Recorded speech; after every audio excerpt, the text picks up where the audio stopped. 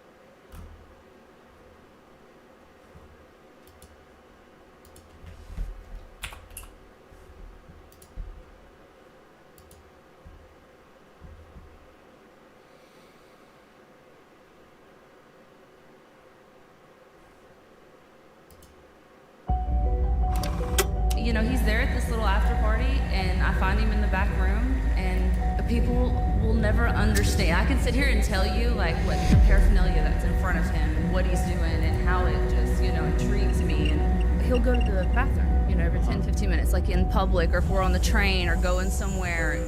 I don't think it was his bladder that took him to the bathroom. That often. That consumption. Right. Like it just seems like, how are you still alive? Have you at all gotten a call from the president? Jill and I only want what is best for all of our grandchildren, including Navy. I have not gotten anything. I don't feel like Hunter ever felt like he got the love he deserved from anyone. And I feel like he was constantly looking for that in everyone. And you're just thinking I'm crazy. I know, I see the look on your face.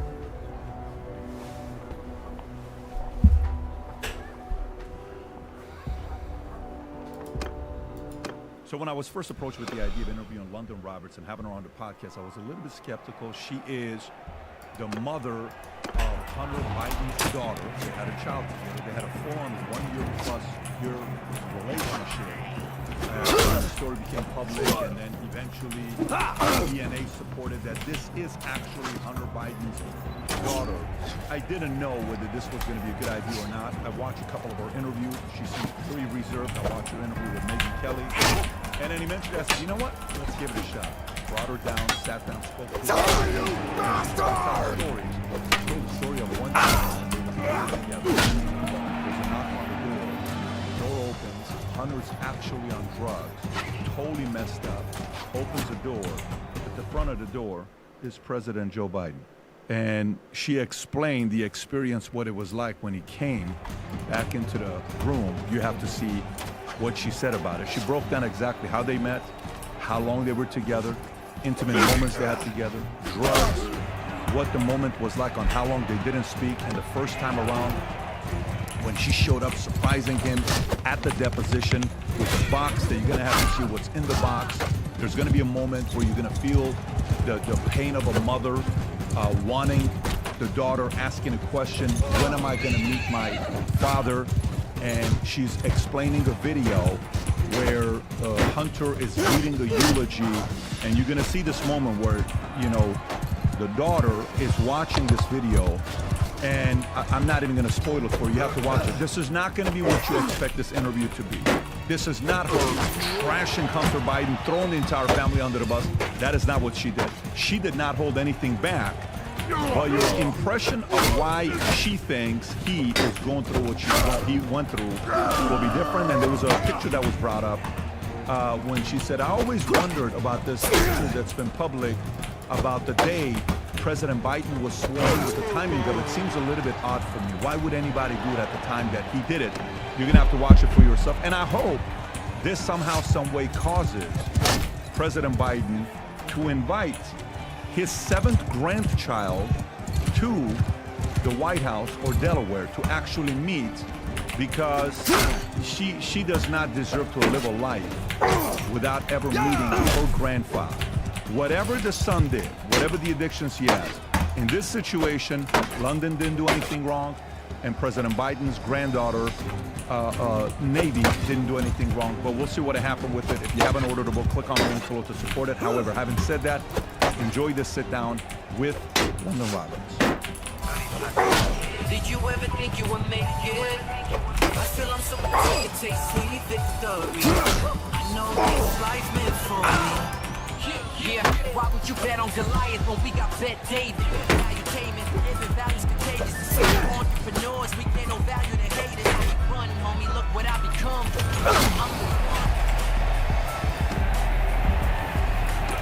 Hi, so we have an interesting guest. I think that's qualified, right? To say an interesting guest with an interesting story. She just released a book. Let me pull up this book here. Rob, can you go back up to it? So, Out of the Shadows, okay, this is coming out in 2 months. My Life Inside the Wild World of Hunter Biden, okay?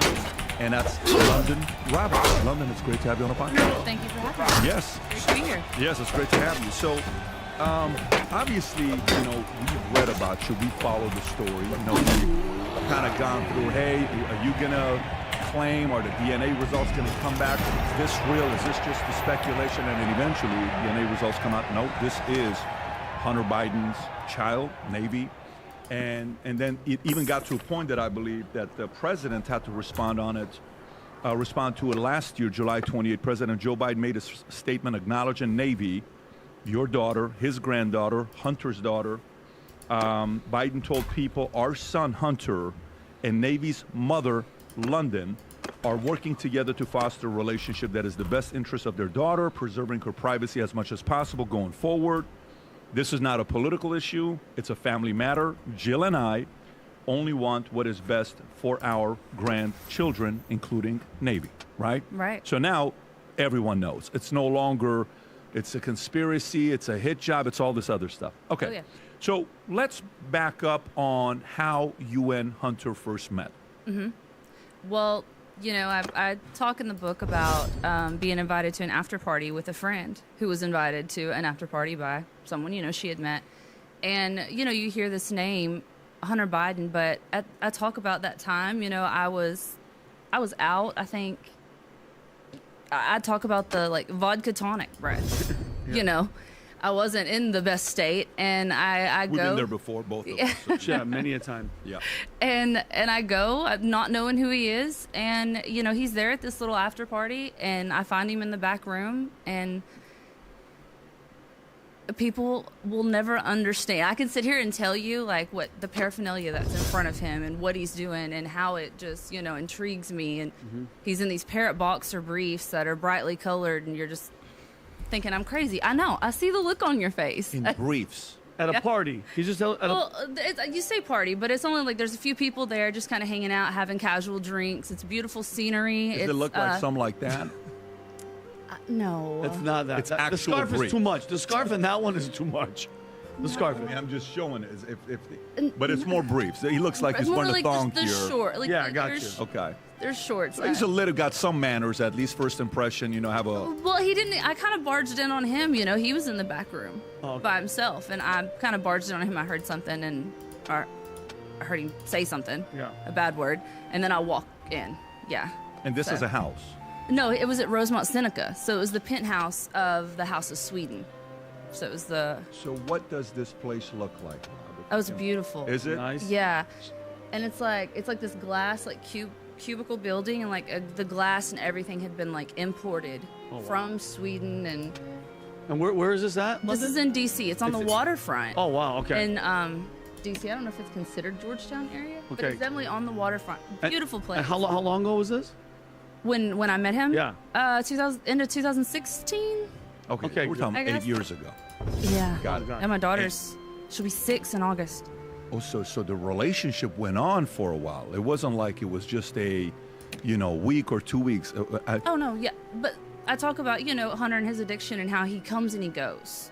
That was part of and it's a quality and a trait that a lot of addicts have. They show up randomly, and there'd be times he might be gone for 2 to 3 weeks and then pop back up. And I talk a funny story in the book, for example, is like he pops back up, and he knew that like one of my favorite quotes is, "Not all who wander are lost."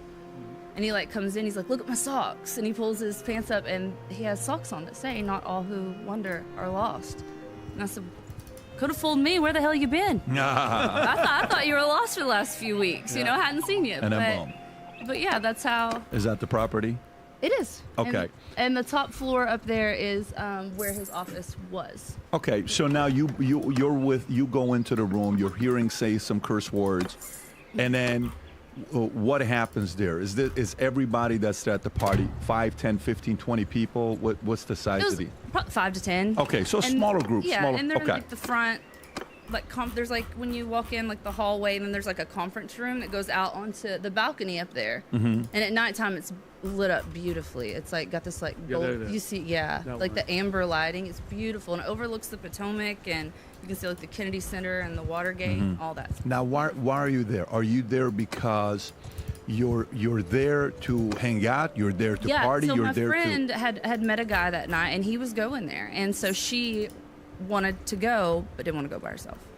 and And so she just called me up, and I go going with her. there to what? Going there to just chill, just hang yeah, out, have a it good was time. Like the, yeah. No Everybody motives. had been It's not out like- having drinks I got and you. like just a place to chill. Not What like, time is this? Is this like 10 o'clock, 9 o'clock, It's midnight? Like midnight at Okay. 1. I mean, typically at midnight, if I'm going to a house, penthouse, we're not going there to read books. You know what I'm saying? We're probably Yeah, gonna. no, yeah. everybody was drinking, just having a good time. Got it. But it wasn't like no And what was- loud college party or nothing. What was the first impression he gave you? What was he charming, likable, The first- flirtatious? What was he The like? first thing that like caught my eye was his eyes.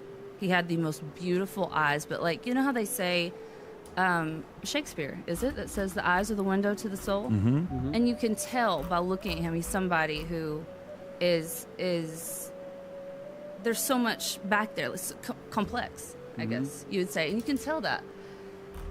And- Is it pain? Is it childlike? Is it help me? It was almost like pain, and I talk about throughout the book like I have this great empathy.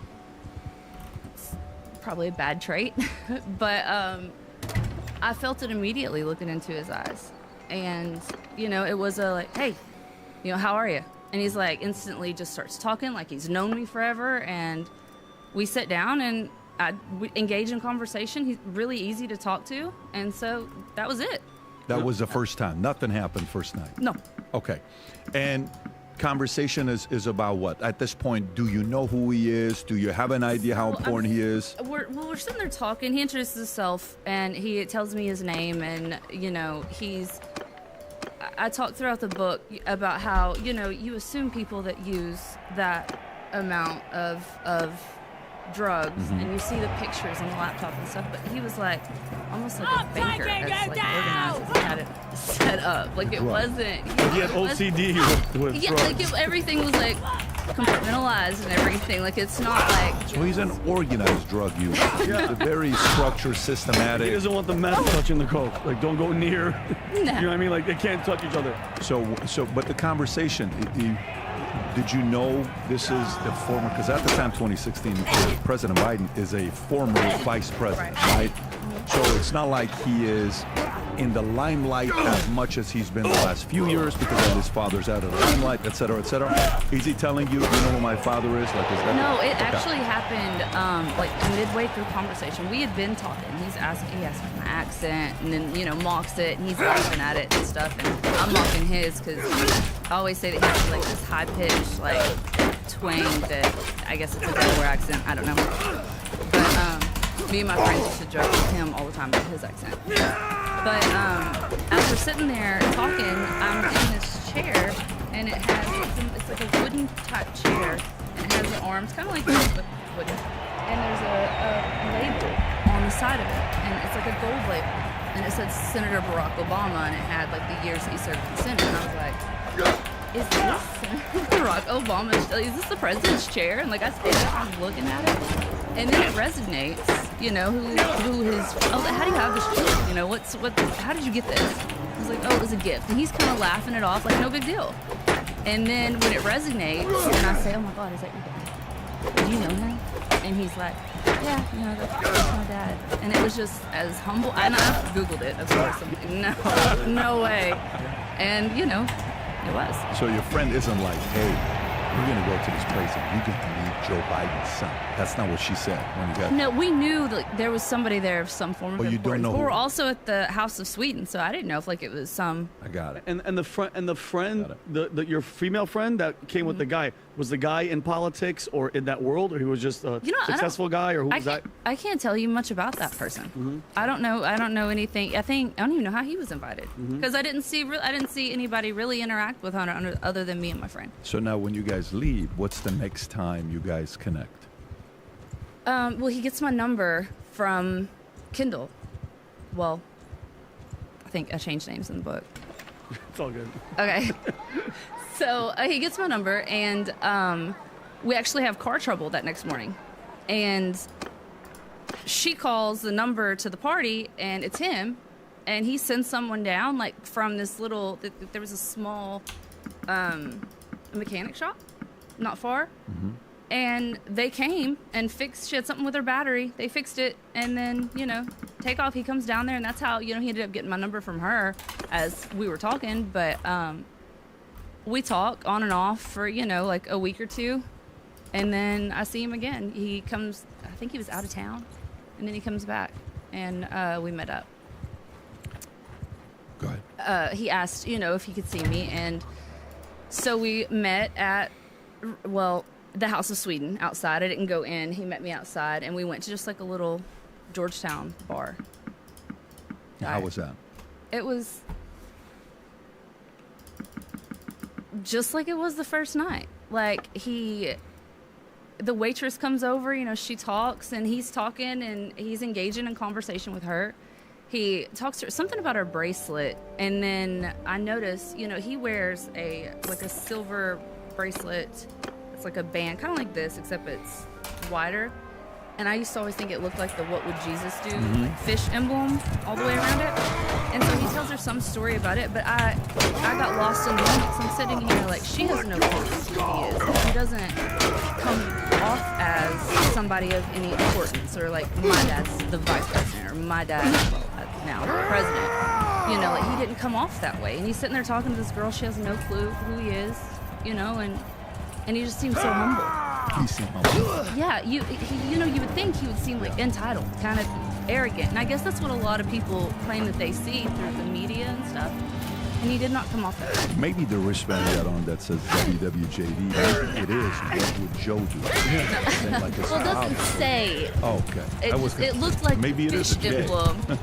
What would Joe do? But going back to it. So the humble side. So you've seen a side that we've not seen. So. And just listening to you, even in the first 8 minutes, just listen to you. Sounds like you like him. This is a guy you like. I do. Sounds like he's a likable guy, Oh, yeah. and you enjoyed your times with him. Oh. So you're actually attracted to him Yeah. physically as well as personality was. at this point. Okay. I was. He seemed larger than life. When you're young, dumb, and naive. And I would never say that he took advantage of that. But he seemed larger than life, So, of course, as you're intrigued by that. Or I was, anyways. So, Can I ask you a question? So is he? 'Cause I'm pretty sure at the first time you saw him, he was doing drugs, and there were drugs around him, paraphernalia. Do you think that personality, that talking, that hey, look at that, is that him acting high? Number one, and then number two, is there any security with him while he's going out at this time? It's 2016. No. He's just riding solo. yeah. Okay. You think is he partying at all?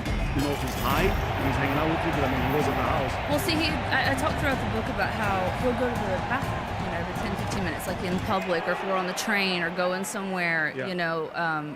Whether it's Union Station or wherever we're at, he'll go to the bathroom and then come back. And you know, I don't think it was his bladder that took him to the bathroom. That off. Yeah. I think even one time you said, I want to say you said this in the book, where it's, you know, he, at one point he used to go and, you know, drink a gallon of vodka a day, smoking crack cocaine frequently. There was days that he was doing it 15 to 20 minutes at a time.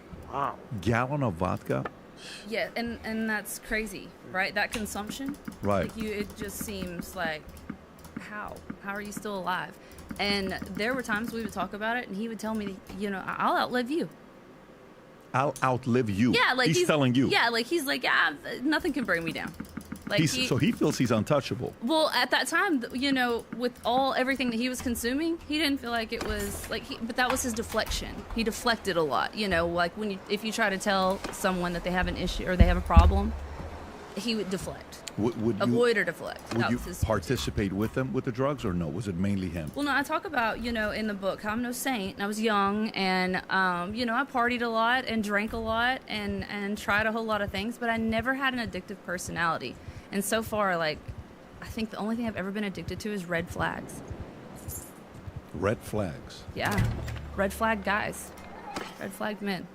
Very, very interesting. So this time around, this is 2 weeks. He comes, he helps out, sends somebody to come help out your friend's battery in the car, get the number, and then you guys go out to a bar. You're having a good conversation. He's talking to the waitress or the bartender, just having small talk. He's wearing this bracelet. What would Joe Biden do? And then we're going through this whole thing. And at what point does it get intimate, where it's actually a relationship, physical relationship? Just That day at the bar. yes. Okay. We go to, I believe it was the Ritz-Carlton, in the Georgetown area, and we go there, and I stay with him. He's got like this little open bar, you know, that comes with his room, and we're just there talking, and I talk about how that was, you know, my first hit of Hunter. Your first hit of Hunter. You say that in the book. That's the chapter name. How was the first hit of Hunter? Wait, are we talking about? What are we talking about? We're talking Are we about talking about the date? both. How was the first hit with Hunter? Was it something where, because at this point, you know, is this guy a guy that's partied so hardcore? Because, you know, there's certain people that go through phases of partying. Some people don't graduate it. Some people do it for the rest of their lives, and they can't stop partying, right? But, you know, just like anything else, you party a lot, you become better at it. Was he fun? Did you have a good time with him? Oh yeah, very fun. Okay. Very, very fun. But there was, you know, I don't feel like Hunter did it to party and to, you know, like didn't outgrow his party years or at Georgetown or whatever. He did it, I think, to try to numb this hurt that he had, and that he lost Bo. He's been through tragedies in his life, and I think that he just had so much. I've read, and I know this is probably something you shouldn't do, is ever read somebody's journal, but I read one time in his journal, you know, where he was talking about, it was in his office, and it was one of the days I had to clean. I was cleaning out his office at Rosemont Seneca, and you know, you have to pick what do I think he'll want to keep, what I think he'll not want to keep, and he, like, you know, had journaled and kept so much, and I flipped one open to see what it is, and of course he's talking about, like, the mind and how it's an idle mind is the devil's workshop, and he goes on talking about that, and it made me think that, you know, a lot of times he did those things because there was just that idle mind in the devil's workshop. Did he ever talk about his father with you? Would that come up or not at all? Like, you know, would he say, you know, did you ever ask the question, what's your relationship with your dad? Was there any talks about him? Well, I mean, yes and no. Like, there were times, you know, I don't know if y'all remember the memes that came out. You know, there was a bunch of memes when Joe and Obama were in office, and they had all like the bromance memes and stuff, which we thought were funny, and me and mine and Hunter's mutual friends would, like, bring them up. Like, we'd be on his laptop looking them up and laughing. And he, you know, he didn't think any of those were really funny. Sometimes he'd mock us and laugh, but he's like, he doesn't he doesn't like to feel like his family's being made a mockery of. Was he protective of his father? I would say so. I would say, I think that Hunter felt like a disappointment in a lot of ways to his family. And I think that bothered him really bad because he wanted to make his dad proud.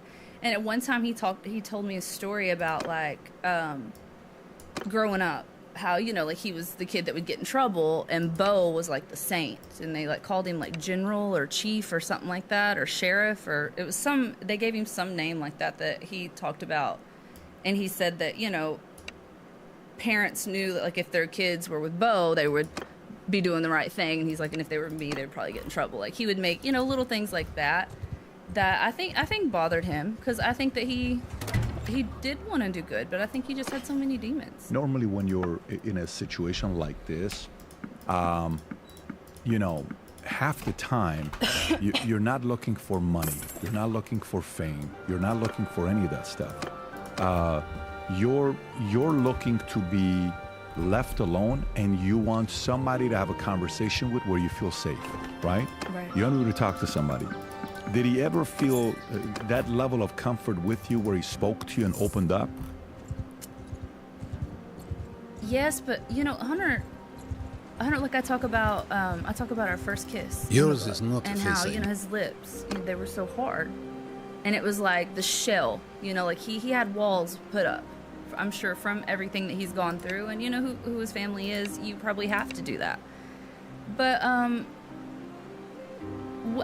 for example, Hallie had told me one time that Hallie? This is Bo's wife. Bo? Yes. Okay. Widow. Yeah. She had told me one time that she's like, Hunter trusts you, whatever it is, I don't know why, but he'll talk to you, and he'll trust you, if you talk to him, if you can. And when she confided me and told me that, she told me that doesn't come easy, that's something that Hunter doesn't do. I bet. And so, that was another reason when I got pregnant, I felt like I'd let him down, because, it was this burden. I became a problem to him, and I was somebody that I felt and other people felt like, he could trust. Very interesting. So from the first day you meet him upstairs in the penthouse to you getting pregnant, what's the timeline there? Over a year. Over a year. Got it. So in over the year, how many Yours is not a face I encounters know. or how many times did you spend time with him? Oh, multiple. 10, 20, 50? I don't know if I could put a number on it. Lots. I mean, he would show up and he'd be there for 3, 4, 5 days, and then he might go ghost for 3 weeks. Maybe hours. And then he might be there for 3 weeks. How many days would you say you spend with him? Days, if you were to say, in that 1 year. 50 days, 100 days? Somewhere between there, probably. Okay, that's a lot. That's a lot of days. So if he's traveling, he's coming back to you, and you guys are together. And at this time, so a year later you get pregnant. When you get pregnant at this point with the relationship, has he ever, are you guys talking like you're his girlfriend? What's the conversation like? How does he view you? How do you view him? Who are you to him? That's difficult to explain, and that's something that, I think reading the book is probably difficult to explain, because Hunter and I had been seeing each other, and then a couple months later, it comes out that he's dating his sister-in-law, and I was shocked, and it kind of hurt. I didn't know, but I also knew that I probably wasn't the only. It's not like we were, this official relationship or anything like that. I talk about being detached from my feelings, and that I had commitment phobia anyways, always have.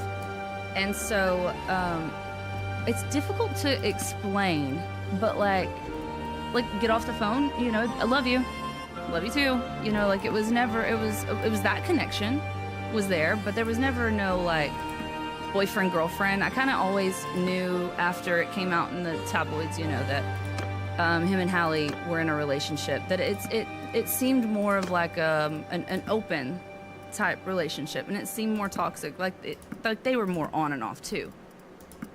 Now, does the media at this point know who you are, or they still don't know who you are? Is anybody No. following you? So how did he as the son of a former vice president, how does he get around without people, paparazzi coming around? Like, did you ever have a paparazzi moment with him or no? No, there was one time that we were on our way to a bar in Georgetown. We were walking, and I remember a guy like got his phone up, and I wasn't used to that, and so I didn't know that he was possibly taking a picture of Hunter, and I could tell that it bothered him, but that was nothing that I'd ever been aware of, or because I'm telling you, like, he blends so well. Like, the time we'd go out to bars, and he would just talk to people, and people wouldn't know who he is. All they'd say, is he's Hunter. Sometimes he'd tell him he's Robert. Yeah. So, no, like, they're people, he just blended. It's interesting. When the part where you say, one day he told me, he said, hey, I think you and Hallie will get along. You'll like her a lot. You'll really like her. Was he kind of like insinuating that, hey, maybe the three of us can, have some fun together? Was he suggesting that at all or no? I don't know. That never happened. Okay. But, what do you mean that he never said you would like Hallie, or the fact that the three of you got... the three of us. Okay, that would never have happened. Okay. something together. Like a throuple. Some call it threesome, throuple, whatever you want to call it. Yeah, totally. It happens every once in a while. No. But so that never happened with the three of you. Okay. No, I've met her. But, no, and I talk about through the book, like from the outside looking in, like I even tried to, be a mediator in one of their arguments. And it seemed, it just seemed more toxic. It seemed like two people that had relied on each other during a really dark time and then just kind of had to ride that wave. Did you think at all it was weird that he is dating his, dead brother's widow wife? When you say that, that's weird, right? For sure. I mean, for sure. But young, dumb, naive, and I think that it was part of like the Hunter package. Like it just seemed normal. But yeah, like you say that, I know it sounds crazy. So did you meet her? So wait, here's my question though. When you met her, did you know that was his? Like, were they already hooking up when you met her? Was it like, hey, this is Bo, my dead brother's widow, and they were already hooking up? Or? I met her after it had already come out in the media that they were seeing each other. Wow. Okay. And he made it seem to me like it was sort of an open relationship, and he also made me aware that like the media might have the wrong impression of what went down, and so he kind of downplayed it. Yeah, right? I mean, I don't think the media could. I mean, it is what it is. You're sleeping with your dead brother's wife. I don't think there's any way to spin it any way than what it is.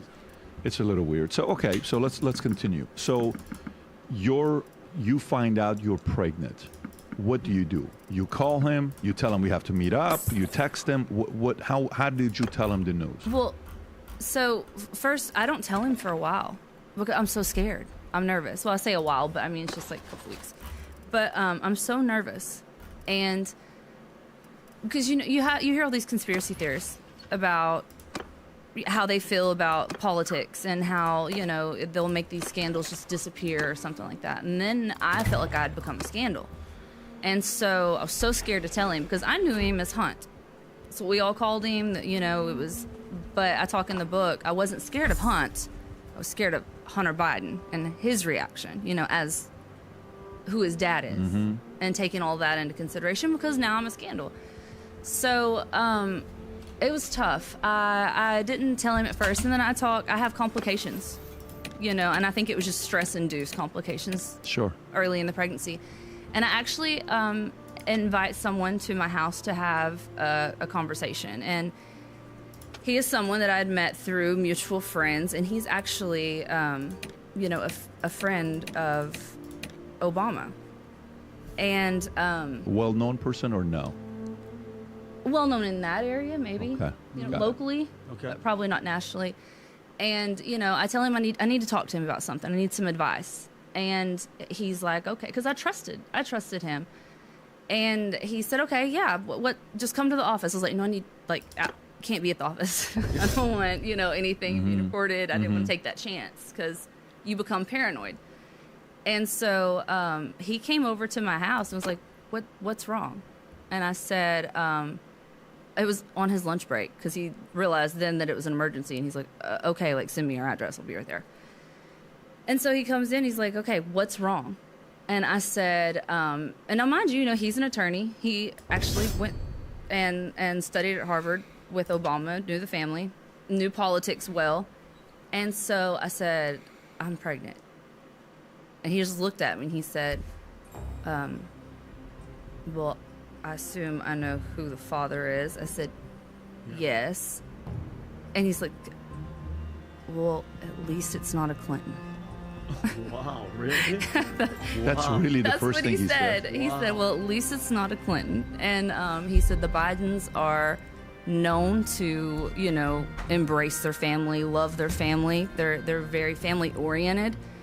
And he said it could be a good thing, and people at that time that knew Hunter, knew his addictions, like maybe it could bring him out of this dark place. But it didn't. So meaning, if it is a Clinton, your life may be on the line type of a deal. Yeah, he Okay. said it jokingly, but I mean... Well, there's only one Clinton you can get pregnant with. Hillary or That's Chelsea Slick Willie. can't get it done, Yeah. right? So, okay. So he's telling you this. Is he at all getting to a point where asking you whether you want to keep the baby, whether you want to abort the baby? That conversation is No. not at all being had. No, I had not had that conversation yet. I talked to him, this guy, this attorney, and then I also talked to, I call it our amoeba pack, and it was me and we had two other friends that we'd hang out with all the time with Hunter. I brought them around him a lot because I trusted them. And I talk about the friends that I would bring around him had to be people that I trusted because I didn't want them to go off and, tell everyone about what he's suffering from and this demon on his back. And so I tell my closest one, and of course she's just like, oh my God. Like, it's just, how did this, well, we all know how it happened, but at the same time, it's just like, Science. right? You got to trust the science, Fauci says. So, But why? yeah. And so it was a very confusing time. She tells me, she says, I'll go with you. And I avoid him. I talk throughout the book, like I avoid him, and he even contacts her and my other friends, like, what is going on? And so finally, I go see him. And I'm like, okay, I'm going to tell him. And I take my friend with me as backup. She's like, okay, she's like, I'll make the move to go to the bathroom. And when I make that move, like, you talk She's to. hung out with them. So is this the same girl Yeah, from this is date what- one, or is it the same girl that you guys Yes. went? Okay. Yes. So she's safe. He feels safe around Yes. her. Okay, yes. got it. And so, we're all in there just talking and stuff, and he mentions like what's been going on, like what's this big thing, and she finds her cue like to go to the bathroom. She just like kind of looks at me, and I don't know if are you fans of like the Friends TV show at all? Sure. Yeah. Okay, so big We're fan not of 40, that. so we follow. I mean, he watched every episode. So Me too, multiple times. Okay. I always say that when I tell him, it was a lot like when Rachel tells Ross that she's pregnant, Okay. and it's like that just look that, Yeah, he's gone. Yeah, the what? and he doesn't say anything, and I'm just like, and it's yours, by the way, like if there's any question, but I'm just like gonna let you process that. And he's like, honey, I know it's mine, like, and goes into this, I know it's mine. I want you to know, I respect whatever decision it is you make, and I'll be there spiritually, financially, mentally, whatever it is. He's like, have you thought about this? Have you, what do you want? And I told him, I was like, abortion would be something that would be off the table. Mm-hmm. And I said, the only reason I would ever consider it would be because of who you are. And that's not, I wouldn't be able to live with myself for that. Mm-hmm. And he was totally okay with it. What do I need to do? What can I do? he's saying this to you. Yeah. Okay. And so, it seemed that night was great. And then, there were a few nights after, but it was, I start going and having these crazy amounts of ultrasounds done at Sneak a Peek because I'm like, it can't be real. Like, You even don't believe that this is really happening? no, like the night that I took the tests, like the next day or that next week, whenever it opened, I'd go to have an ultrasound done. So I'm like, this can't be right. Like, there's no way God would put me in this situation. And I take my friend with me, my trusted friend, and she laughs to this day because, you know, the woman does the ultrasound and she tells me, you know, here's, you know, shows me what's what and everything. And I'm like, are you sure?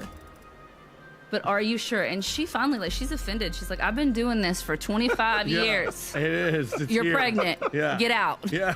Like, Yeah. like but it didn't seem real. And it was really hard for me to accept, I felt like. And I did a lot of that before I even met with him. So at this time, no weird friends being sent to have a conversation with you. You sure you want to do this? Life's going to be very difficult. Do you want the scrutiny? Do you want the pressure? Is anybody, not Hunter, is anybody else trying to influence you to make a different decision? No. Nobody. No. You thought about it. Where did you go? You just thought about it. No, like I think about, you know, me and my friend having that discussion. We have a discussion one night in the car. Your friend? Well, and his friend, the same one. Okay. From the Barack Obama guy. No, the mutual friend, the girl. There's no. So The one from the first night. The two of you. Yeah, It's just you and the her. two of her. Okay, got it. The two of her. Got it. Two of us. Yep. And, you know, we talk about it, and I kind of say the same thing that I said to him. Abortion would be off the table for me. And, like, the only way that even comes to mind is because of who you are. And that I can't. I wouldn't be able to live with myself if I did that. I couldn't do that. Now, when you've made this decision and he knows, from the first moment you meet him to getting pregnant, that's 1 year. From the moment you're getting pregnant, you find out to telling him it's 2 weeks. You meet with the Barack Obama friend from Harvard. He tells you the Bidens are better than the Clintons, which is what a weird thing to say, but great. So he seems like a gentle guy that he's not trying to persuade you to do otherwise. Then you and your friend have a meeting. Then you and your friend go and tell him. Then he says, I'll support you spiritually, financially, morally, in every way. Then you go do the ultrasound. You piss off the nurse. She kicks you out. Well, I actually did the ultrasound, like, before I met with him. Okay, I got did it. it, To like, as reassure. soon as I found Right. out, because I'm like, this can't be. And I've got all these tests laid out on the table that say positive, and I'm like, no. Did anything Something's wrong. with the relationship change gradually from you saying you're going to keep the baby? Was there still physical encounters, or did it kind of like he's no longer available, he no longer sees you as much, or nothing's Well, changed no, yet? we were still seeing each other. Okay, got it. You know how the couple days, and then I might not see him for a few, and I'm texting him, and you know, one of the times I saw him, I think when the relationship changed is when you know, I told him he was staying in Annapolis at the time, and I had told him that I would do a sneak a peek to hear the baby. It was like the first time to hear the baby's heartbeat, and he should be there. You know, you said you wanted to support me, right? And so I tell him, and then my friend also, you know, hey, don't forget, because she had seen him, she had to go pick something up or something, and she seems like, hey, don't forget, it's like tomorrow, or it was the next day, or it might have been that morning, I can't remember. And I showed up, and I listened to my baby's heartbeat, and he never showed, never got a call, nothing.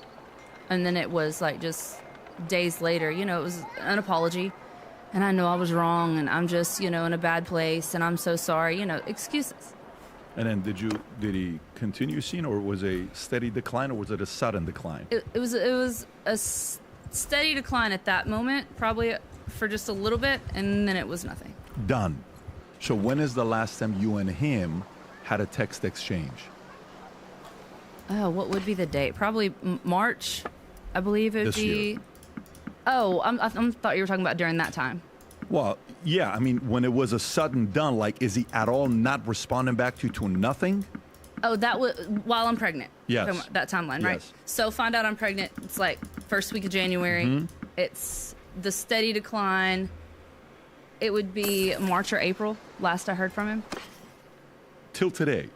No, not till today. Just during that time. So from March, April, Yes, during the last pregnancy. time you hear from him, to you having the baby and actually delivering the baby, do you hear from him at all during that time? Yours is not a fee, say no. That's what I'm saying. From the What March, is your April name, time that Steve? I spoke with him Uh-huh. and talked with him to having the baby, no communication. 10 months So- of nothing.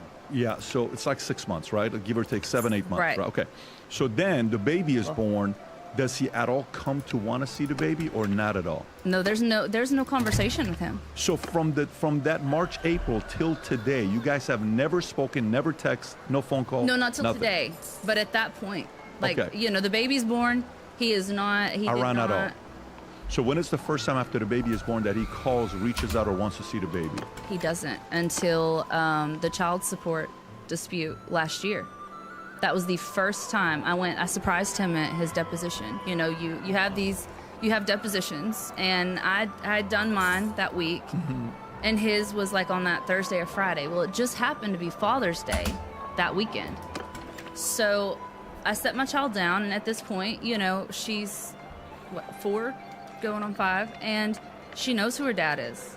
She doesn't quite understand why he's not there, but she sees other children with a mom and a dad. And so, you know, I in the book, I put all these stories about the moment I had to tell her about her dad, how she reacted, you know, the hard questions that I had to answer to her.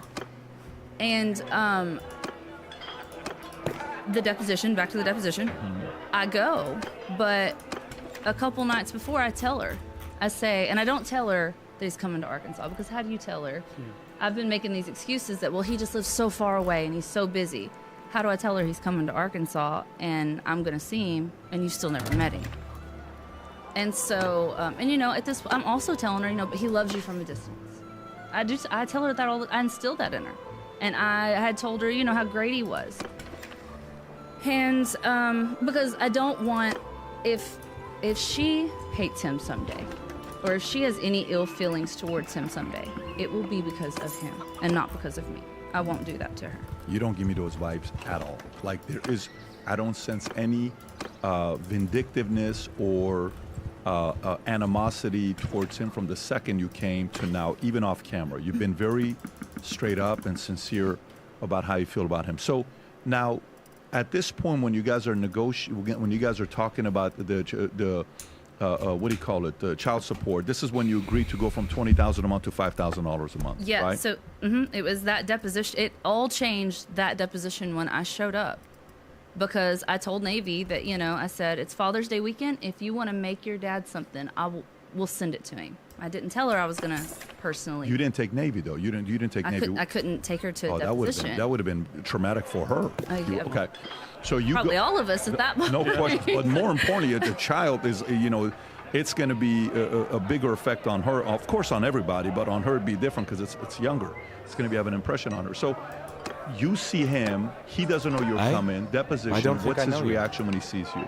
Well, so I get there and I've got this box. I let Navy make him something, and she made him she drew him a picture of him and her, and they were as potato heads, and I had to write as potato heads because they were both orange, and I thought this looks real similar to like Donald Trump. And I don't want him to get the wrong impression, so I want to let him know that these are potato heads, and that's the color she chose. She has good taste. And so I have to write it, you know, in the corner, me and my dad as potato heads in quotation marks. And I gathered pictures of her from the first 5 years of her life, almost 5 at the point. And I put it all in this big white box. And I walked in depositions. My attorney walks up to me before, and, you know, Hunter's in the back with his attorneys. And he says, Peace to you, stranger. Hunter had no clue you were coming. Like, they're flustered. They don't know why you're here. And I was like, well, what he doesn't know, I guess he thought that I was there to listen to the deposition. But what he doesn't know was I was there just to give him that box. I told my daughter that she could make him something for Father's Day. And that was the first engagement that she could ever have with her father. And it meant the world to her to sit there and watch her. She made him a bracelet. You know, and that itself, I was going to get that box to him How old one was way she or at the another. time?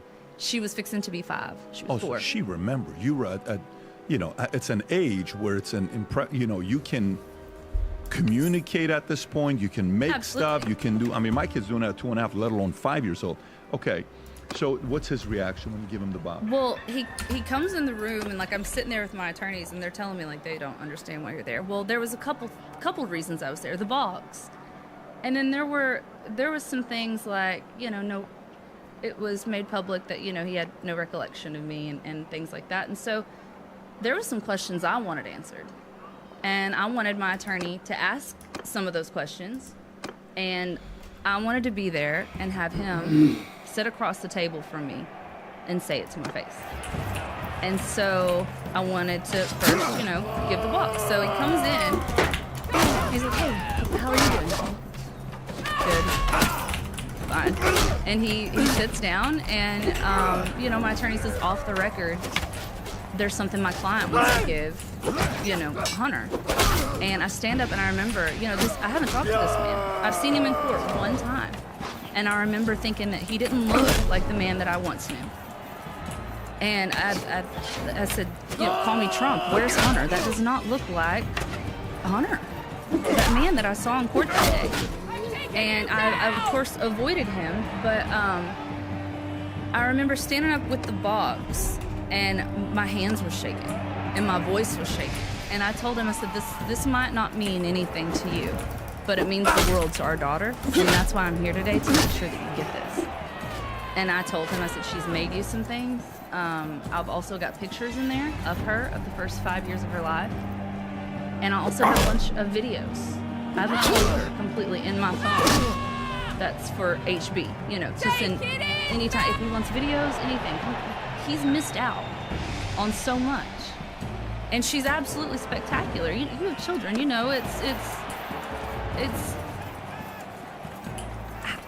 you can't get that time. And so I wanted to do that for her. And I handed him the box, and you can tell this look on his face. He's like confused, like it's a trap, like she's being nice. And he just gets it and he says, thank you. And then he sets it on the shelf behind him, and I'm like, you're not even. So I got offended. I was mad. And then my attorney starts the deposition, asking, some tough questions. And finally, like, Hunter, he just looks at me and he's like, can we talk? And I said, yes, I would be open to that. And I was actually texting my attorney beside me, like, I'm ready to go. Like, I'm really uncomfortable at this point. Like, I'm ready to go. She's like, you can walk out whenever, but stay right now. Because she felt like, I guess as an attorney, she sees that he might be getting flustered in his questions or whatever it was. So then he asked to talk. And so we go to a room, just the two of us. And there was crying, there was laughing, there was, He's crying. Both of you guys are crying. Both. Okay. And as soon as I walk in, I talk about, like, he just embraced me in a hug. And, yeah, I just immediately started crying. So I've hated you. and that's something that's so hard. Because, you see everything that your child deserves, and she's not here. And it causes you to hate that other person. And at that time, like, I said, I've hated you. I've hated you for years. I said, this little girl, she prays for you every night. Do you know that? This little girl asks about you every day. She'll come to me, Mommy, what's my daddy's voice sound like? And you know what I do? I find your eulogy that you give at your brother's funeral, where she can see love in her father. And that's what I showed her. And what's the tough part is, she watches it. And in the eulogy, he says, I love you, I love you, I love you. And that was what he heard after the tragedy, after the car accident. Those words to him, I love you, I love you. And I'm watching my daughter watch this on an iPhone screen. And she says, I love you, and kisses the iPhone screen. And I'm gonna have to sit there, and try with this huge lump in my throat, trying to be strong for her and let her know, see, he's a man full of love. And I want her to see the good in him. I do. I want her to know she comes from a good place and the possibilities that she has. And that was very tough for me because at the time, I hated him for what he'd done to me, and I hated him for what he had done to our daughter. And that's the whole point of the book, because forgiveness is a burden that, you hang on to. And if you don't forgive, whether they apologize or not, that burden's on you. And I had to forgive. And that day when we sat in that room, and another thing I brought up, I told him, I said, my daughter spent a lot of time making you a Father's Day gift, and you set it on the shelf behind you. And he says, I was not about to open that box in front of your attorneys and be vulnerable in front of them. But again, this is about our child.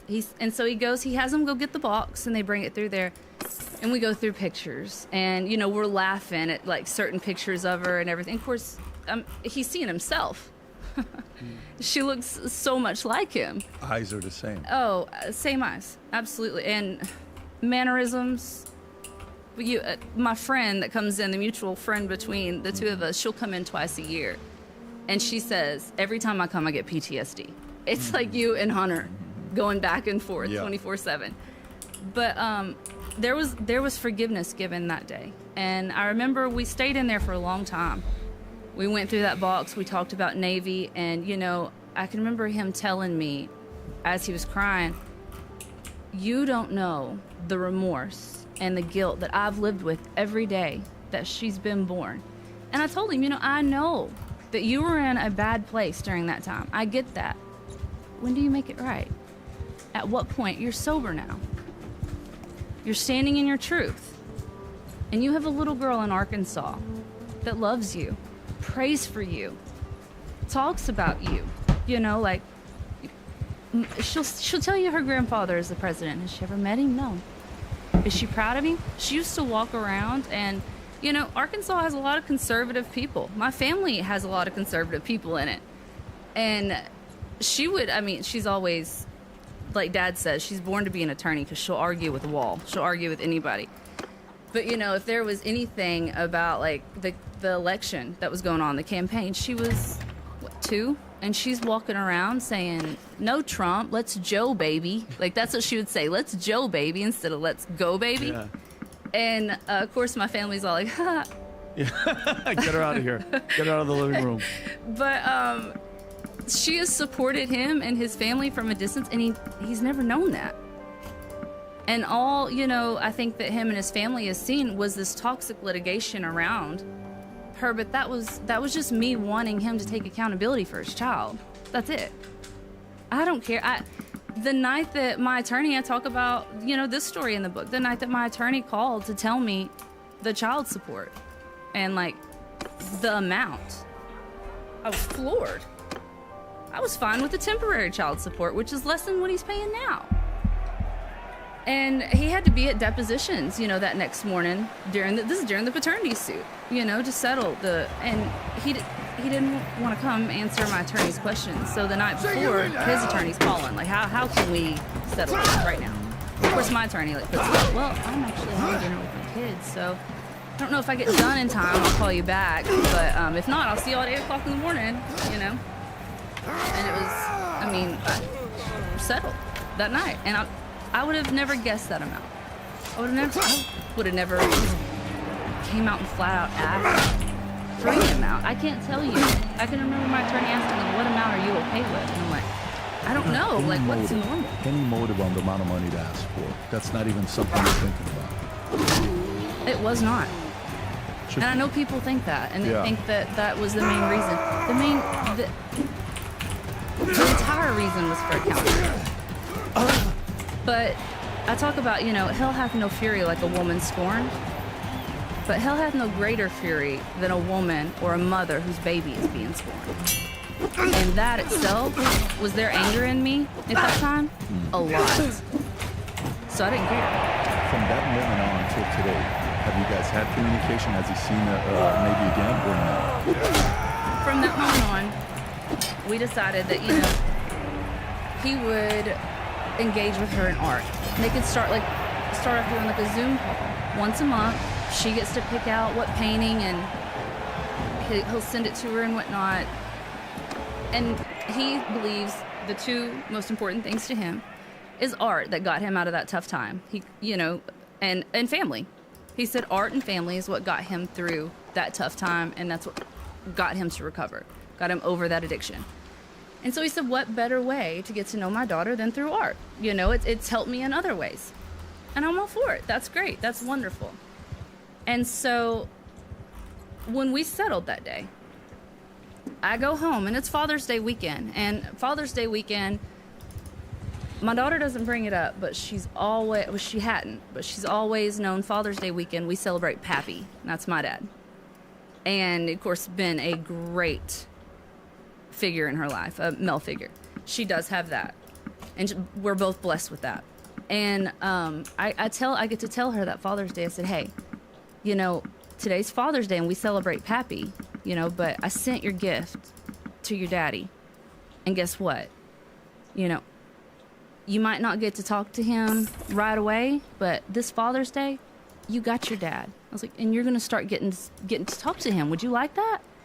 And she's like, can I call him right now? And I'm like, whoa, moving a little quick. No, I said, we'll call when the time is ready. You know, we're gonna work out some details. Let us work that out. I said, but this Father's Day, you got your daddy. And that was just, I mean, the look on her face, just like the look on her face the first time she saw him on Zoom call. It's worth every penny, any amount of child support. But you guys don't see each other, but he does a Zoom with her once a month. stranger. Yes, it started off once a month, and then it became like every week, and then sometimes a couple times a week. And you know, that's something that like I applauded him on. He would be, of course, we all know he had so much going on in Hunter Biden's world, and always. But this time, you know, there's a lot of things that he's having to take accountability for now. And he'll come out of like a meeting, you know, with his attorneys or something, and just to FaceTime her for a little bit and let her know that he loves her. And they've created that bond through Zoom. When you were writing this book, did you tell him, hey, Hunter, I'm writing a book? Did he know or no? See, he was surprised. That was the tough part. When we did our, you know, child support dispute last year, there was a question that was brought to me. You know, are you writing a book? Do you have any? Makes sense. Is he asking or the lawyers are asking it? The attorneys were asking like, sort of questions that, you know, come back and forth. And I said, I've not canceled that out because I feel like I have a right to tell my story as Navy's mother. And I made that clear. But no, you know, at the time, there was nothing in book. And, you know, once I started getting a lot of messages, and throughout all of it, there were the hate messages and the people that hated me and disagree with me, and that's completely fine. But then I started getting messages like women who have gone through similar situations, but it hasn't been in the public eye because it's not a political family or anything. And they talk about how, you know, my story inspired them. And how now, you know, they fought for their child, and now their child has a paternal side and a maternal, and like they're good influences in their life. And so it inspired me to tell my story, because I think that there's a lot of women that find themselves in a situation when they get pregnant that they become a burden, more of, you know, celebrating it. You know, oh, we're married, we wanted kids. And then you also have those women that get pregnant and it's like, oh shit. And, you know, it's a good story for those women to know, you know, there's light at the other end of the tunnel. But writing the book, you know, you sign that clause with your publishing agency and all that stuff that you can't tell people about it until a certain date. And so I wasn't able to tell Hunter until right before it was released. A couple months ago. Right before, whenever it was released to the media that I That was a few weeks ago. Okay, yeah, I think so. So then, did he ask you, hey, can he send it to me for me to read it, or not at all? No. They don't have the transcript. They haven't. Nope. Okay, got it. No, and Are you at all worried about it when he reads it, or no? no. Not at all. No, You're I resolved. would, you know, my thing is, you know, I want him to know what I went through. And, I mean, of course, I want everybody to know what I went through, right? You're wanting to share your story, you want to help somebody, maybe impact someone's life. But I want him to know what I went through. And I want him to know the hard conversations that I've had with our daughter and how long it's taken me to forgive and how long it has taken. Because everyone says, you know, you give him so much grace. Well, it's been a long time coming because, yeah, I've stepped back and I've not said anything. And I've been a mother to our child and a father to our child. I've had to play both those roles. And there's been some hard times and some dark times that I talk about through the book. And I was alone. And I understand that sometimes during my dark time, he was in a dark time too, somewhere else. But he didn't show up for me. and you didn't show up for our child for so long that, no, this is a story. Actually write a letter to Hunter. You read the book. Did you read the book? Oh. There's actually a letter to Hunter. I don't remember anybody sending me. No, they wanted us to sign an NDA. Oh, before we okay. go, so No, you're gonna be held off. Okay. I end the book, coming out of the shadows, and I write a letter to Hunter in there with forgiveness, a forgiveness letter. Like I said, whether there's an apology or there isn't, and we're just going to move past it like it never happened, that's not my burden to bear anymore. There has to be that forgiveness. So, okay. By the way, I'm willing to bet thousands of men are watching this who have maybe experienced something like this in a much lesser, Hollywood script type of way, that Hunter Biden takes it to a level that he's the GOAT on what he's done in this area. And they're sitting there saying, man, I'd love for my baby mama to watch this, to learn a few things from you, because my baby mama didn't have this level of grace. Meaning, your level of grace you've given to Hunter, let me tell you, it is, I know I'm gonna get text messages and calls and connects of people saying, wow, they were not expecting that level of grace from you. But let me ask you this. So, okay, the love of a grandfather is different than the love of a child. Like the way you love your kids will be different than the way you love your friend, will be different than the way you love a wife or husband, Right. than sibling. That's a different kind of love, right? Oh, absolutely. The love of a grandchild, I don't know what it is, but I see and I witness through my dad or my mom or, through other grandparents, where it's kind of like, that's your world. Well, Have you at all gotten a call from the president to want to FaceTime with her, with Navy, to speak to her, and Jill, anybody? Have you gotten any calls? no, I have not. I haven't gotten anything. But I'll say this: the love of a grandparent is completely different. I tell people all the time, my mother never picked me up from the dinner table and hugged me and kissed me and told me how proud she was because I finished my plate of noodles. She's never done that. She does it to Navy. And I'm just like, Hey, how about me? where was that? Where 30 were years you? ago? So yeah, that love I think is completely different. And so many people tell me when they see pictures of Navy or when they're around her, they're like, oh my gosh, she looks so much like her father. And it's like, yeah, she does. And I embrace that. I get that. But the love you have for your child, and then can you imagine your child having a child out there that looks so much like those years, that you were looking at recently. And you don't want to call to meet or see or invite or just say, hey, would you mind coming to the White House? We just want to see. You've never gotten a call from the president to invite Never. anything. Well, who knows? The one thing about life is, sometimes it takes time, because you may get a call, this goes out there, somebody sees it, they're like, hey, we'd like to see you. They invite you to the White House, or they come and see Navy. That would be interesting. To the average person who doesn't know Hunter the way you know Hunter, like to the average person that, politically, whether they're like, you understand, the president is this, and Hunter is a drug addict, and he's done this, and he's ruined so many people's lives, and there's strong opinions and emotions to him. What is your impression, not of Hunter, what is your impression of Hunter's father, okay? Where sometimes you're dating somebody, and you meet a girl, you're like, oh my God, this girl's got a lot of problems. And then you meet the parents, you're like, oh, no wonder you have a lot of problems. I don't blame you. These are who raised you, right? You meet a guy, you're dating a guy, you're like, wow, this guy's very stable. How is he? Yeah, did I watch a 12-year-old kid give a speech? You thought this guy was a president at 12 years old.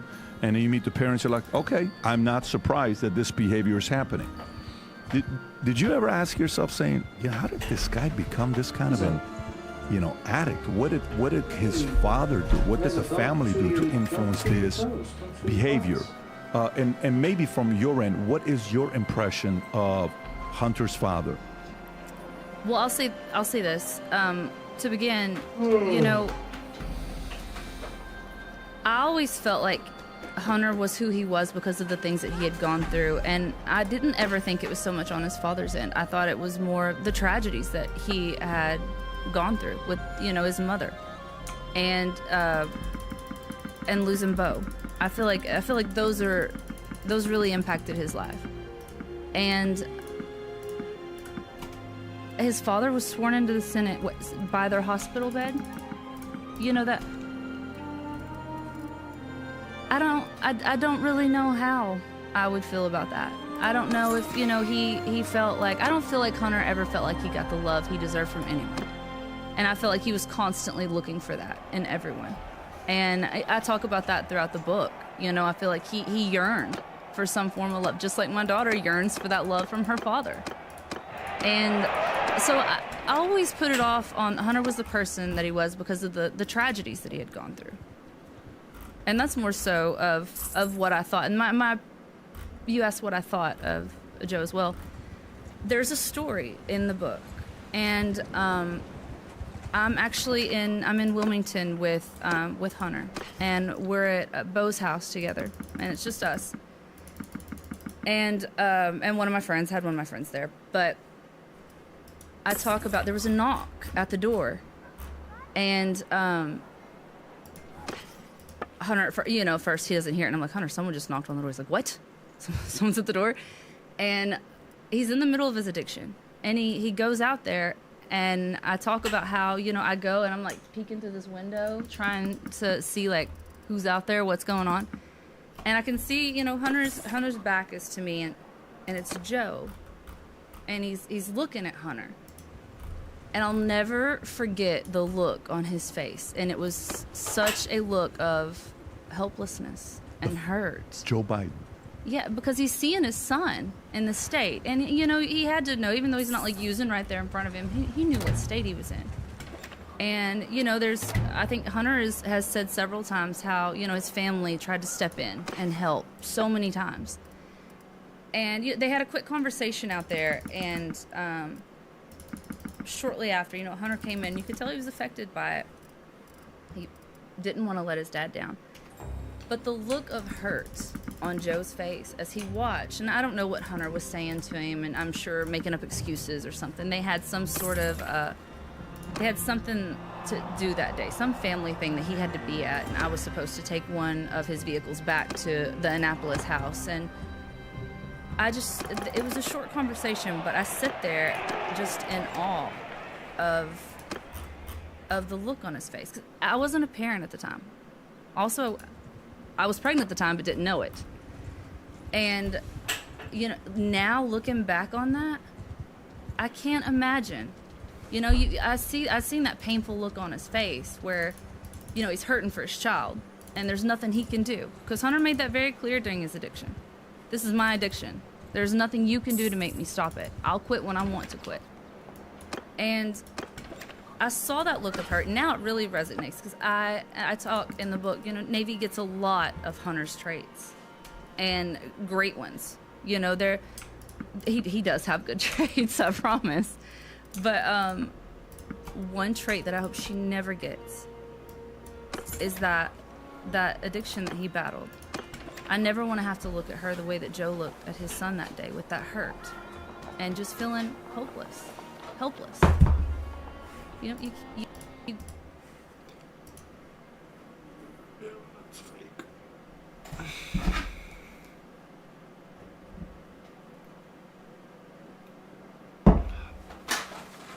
Come, where's fish?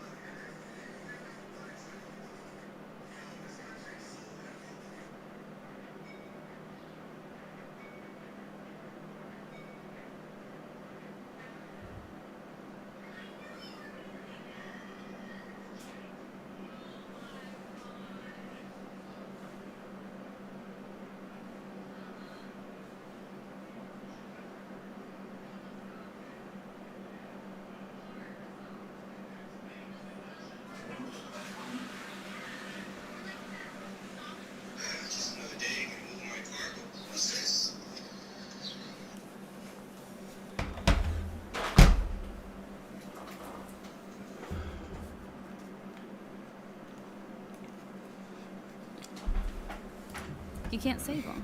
You know, this is a battle that he might not win. What did you mean when you said swore into Senate by bedside? What did you mean by that? I know that if, you know, that tragedy had happened, I don't. With his first wife dying, that's what you're saying? Yes. Right. And then, you know, Hunter and Bo were in the hospital, and he was sworn into Senate by their bedside. I know that if that tragedy would have happened, I don't know if I'd have been able to be sworn in that day. Well, let me get Or- this straight. So, did Hunter tell you about this? Did he ever share? No, this? I've seen it. It's been like on the internet or something. So he never brought it up to you. This is No. something that you've seen Yes. independently yourself. Yes. So what you're saying is, your wife, your bedside, your kids are there, and you're being sworn in instead of saying, "Give me some time to mourn before I do this." Is this the one you're talking about? Yeah. And who is in this picture right now, Rob? That's either Hunter or Bo right there on the bed, I believe. And I think, you know, Hunter. I was actually told this as I wrote the book. Hunter didn't really talk about that time, and he talked about his mother. There was a time, you know, we were on the train, and I tell a story about how we're on his laptop, and he shows me pictures of his mother, and one of them, it was such a candid picture of her, and she's like in this bathing suit, and she's beautiful. And he was just, you know, mesmerized by it. And, you know, you could tell that love for his mother. And I had heard, as I was writing the book, you know, that picture always kind of bothered me. Because it's like you said, I would have probably taken that time off. So, Rob, can you go back and to read the details below? You had something. I'm curious to know what it says to us, because I'm now curious. I've never seen this before. Soon after Delaware Senator Joseph Biden was elected November 20, 1972, an automobile accident claimed the lives of his wife and infant daughter and put his 2 young sons in a hospital. To allow him to remain at children's bedside, Secretary of Senate Francis Vallejo traveled to Wilmington to issue the oath of office to the new senator, a ceremony Vallejo recalled in his oral history interview. Your wife just died. Your kids are in the hospital. Your wife Babe. and your daughter Yeah. and your infant daughter's dead. His little girl just died. She was, I believe, 9 months old. Nate? How many days prior to that event is this swearing take? It had to be days, right? I'm not Days certain. after the I'm not certain, but they're still I'm there. now, I know. I have to know now, Rob. I have to know this now. This is, so let me, yeah. She died December 7th, what's it? 18th? 1972. Okay. Well, that when- doesn't make any sense because this says was elected November 1972. Let me see when he was actually sworn in. When was he sworn in? Yeah, 'cause Yeah. she died- What exact date was Joseph Biden sworn into Senate? That's all you got to look. What date? Because Look, you see the pictures of Yeah, them. there's I mean, 2 other there's, photos. I saw the ones in the there. Hunter was what? That happened in 72. Hunter would have been like 2, and Bo would have been 3.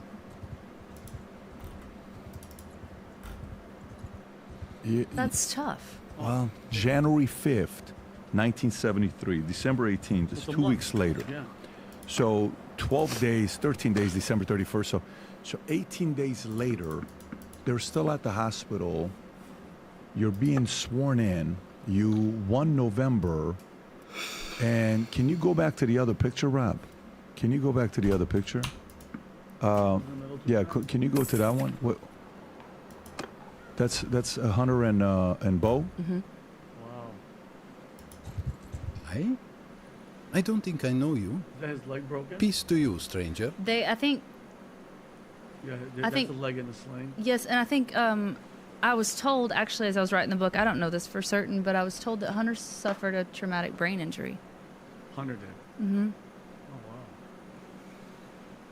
wow.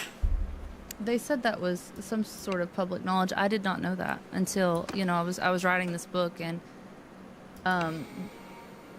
one of the women that was kind of helping me organize things and whatnot, she said it's actually been found that Hunter suffered a traumatic brain injury at that time. Wow.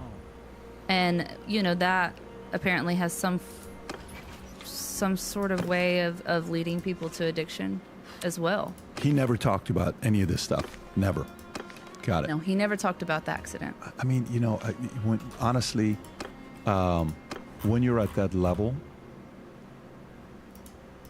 I don't know if Hunter trusts anybody.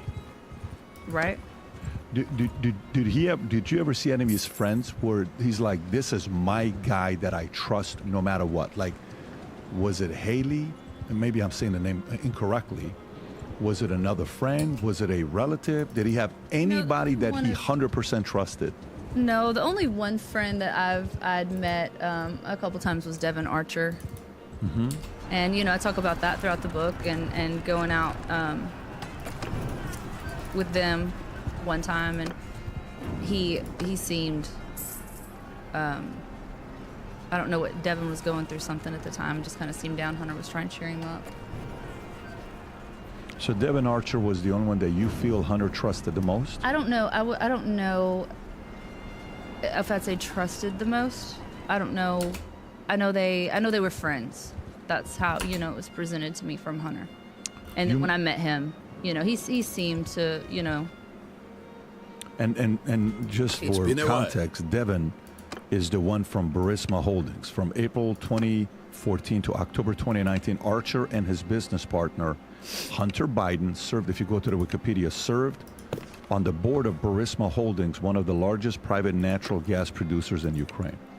And this is the part when Hunter Biden was asked, Rob, you can pull this up, when he was asked, if your father wasn't a vice president, do you believe I don't think I know you. you would have been sitting on the Peace board? to And he you. says, probably not. So this is also at a time where he's going through all this controversy when you guys are together. Did you ever have interactions with Devin or no? Yes. Was he, it seemed like Yeah, a stand-up guy? Devin, a couple times. Yeah. I think, I don't remember the exact timeline as it to when I met him, but you know, he was going through something and Hunter was trying to cheer him up, and he seemed himself. He seemed Devin or Hunter? Devin, Okay. and you know, he seemed down about whatever was going on. Do you Hunter do you remember the month? I don't. Was it 19 or 20? The year? Yeah.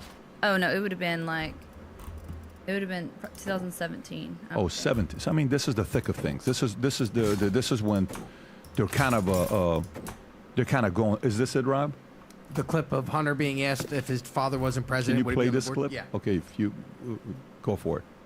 Not more. In the list that you gave me of the reasons why you're on that board, you did not list the fact that you were the son of the vice Of course, president. yeah, no. What role do you think that played? I think that it is impossible for me to be on any of the boards that I just mentioned without saying that I'm the son of the Vice President of the United States. You were paid $50,000 a month for your position? Look, I'm a private citizen. One thing that I don't have to do is sit here and open my kimono as it relates to how much money I make or did or didn't.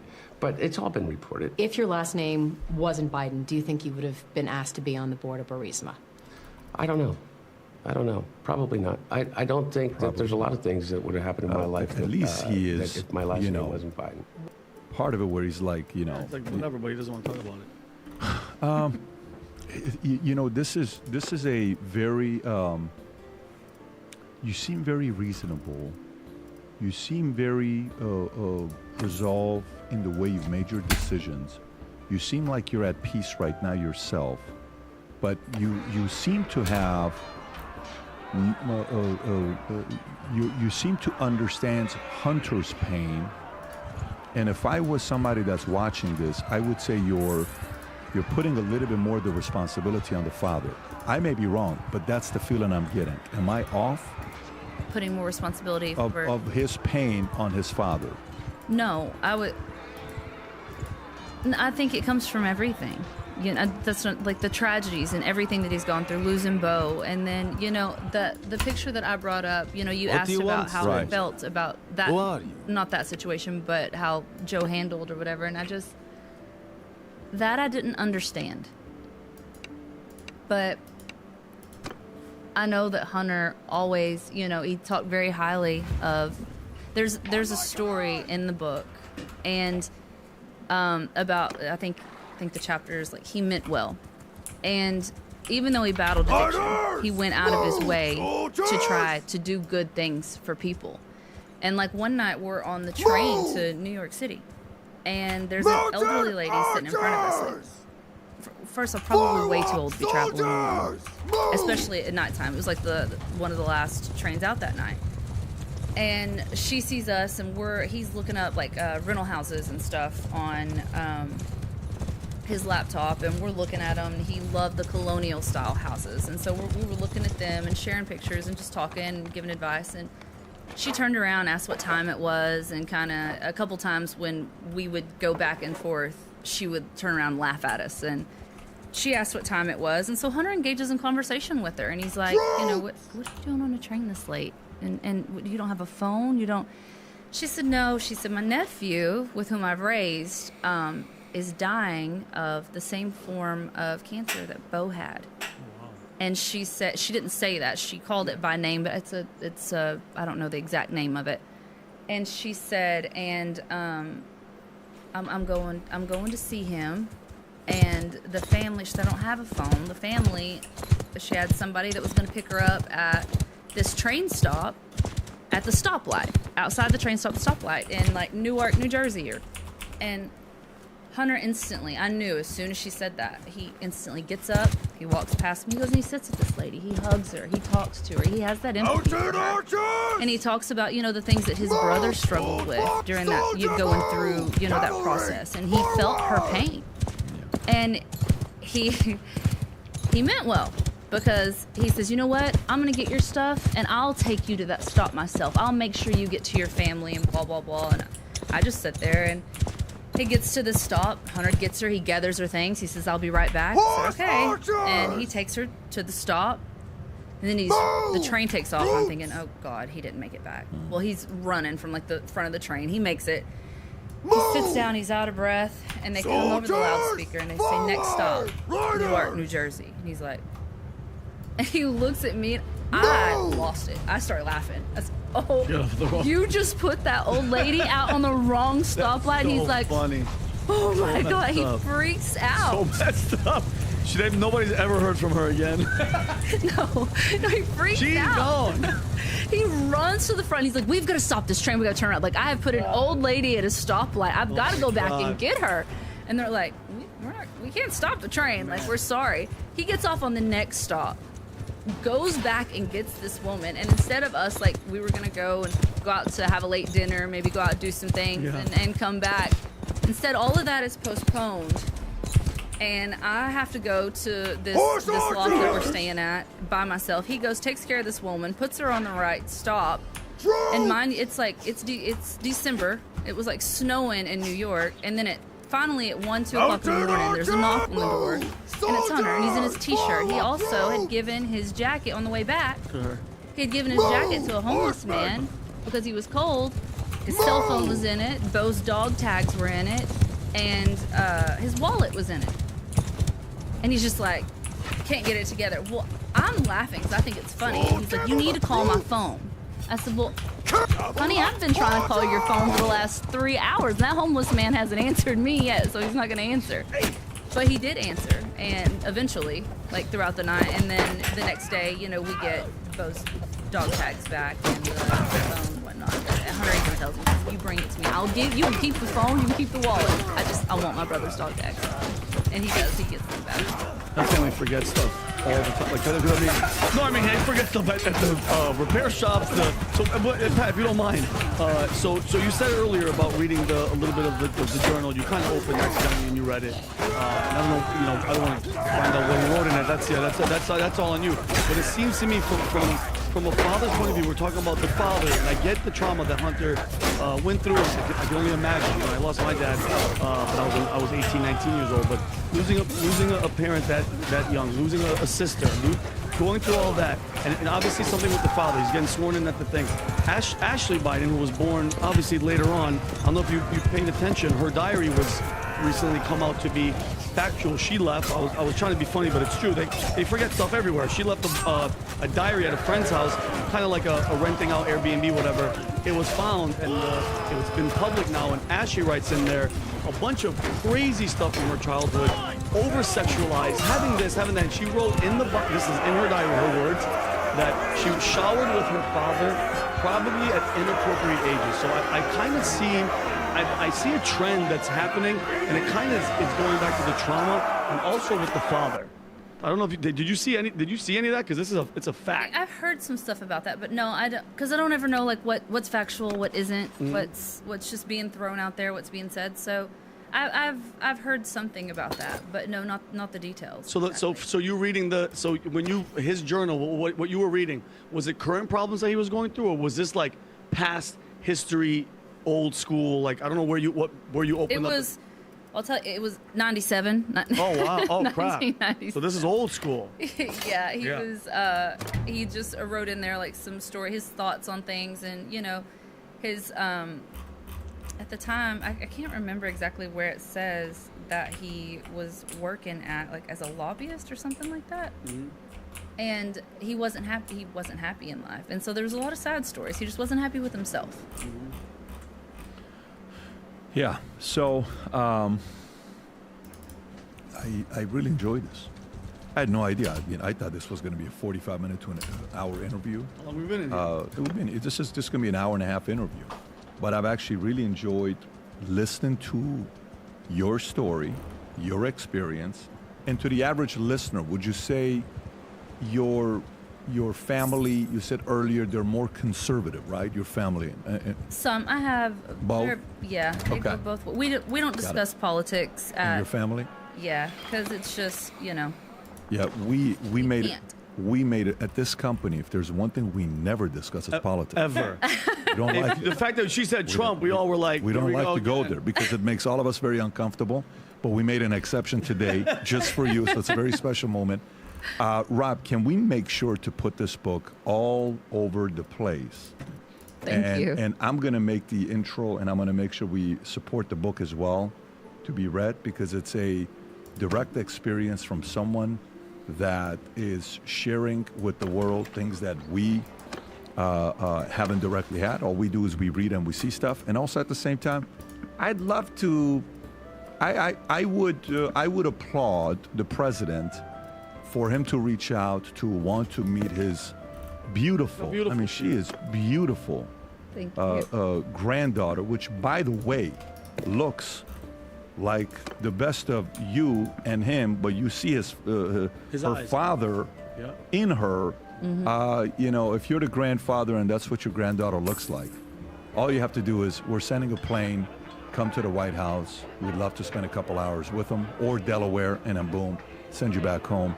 It's not going to be a big expense, and I think it would be very honorable to all grandfathers to see that even though this is a little bit embarrassing to the family, this events like this one get somebody to say, you know what, we got to move past this. You got to give him credit. He reached out, he did that, and now, Navy can forever say, because the president may not have a long time to live, she'll always be able to say, I met my grandfather. And I think that's going to mean a lot to her for many, many years to come. I applaud you. I appreciate Thank you you. for coming out. Well, thank you. This was fantastic. Thank you so much, gang. Please go support her and order the book. Take care, everybody. Bye-bye, bye-bye.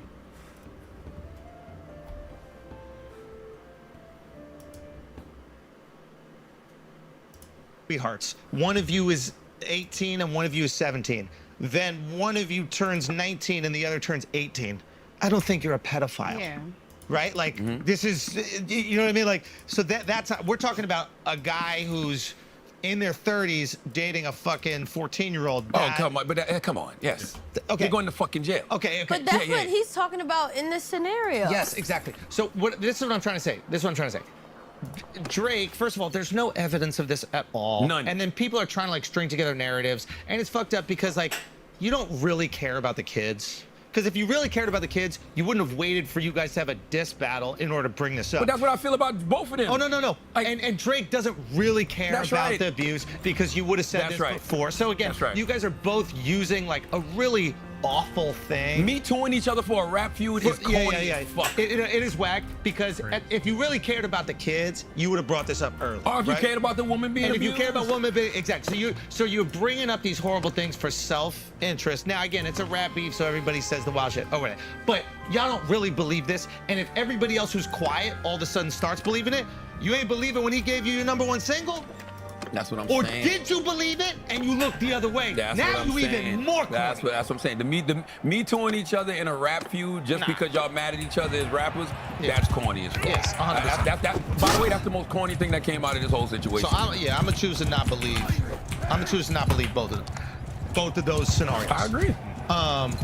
But as far as nobody supporting Drake, it is very peculiar to me, and it makes me. And Academics brought this up on Flagrant, so I got to give him credit for this. But it's like Academics kind of posited the theory that Drake fucks everybody's girls, and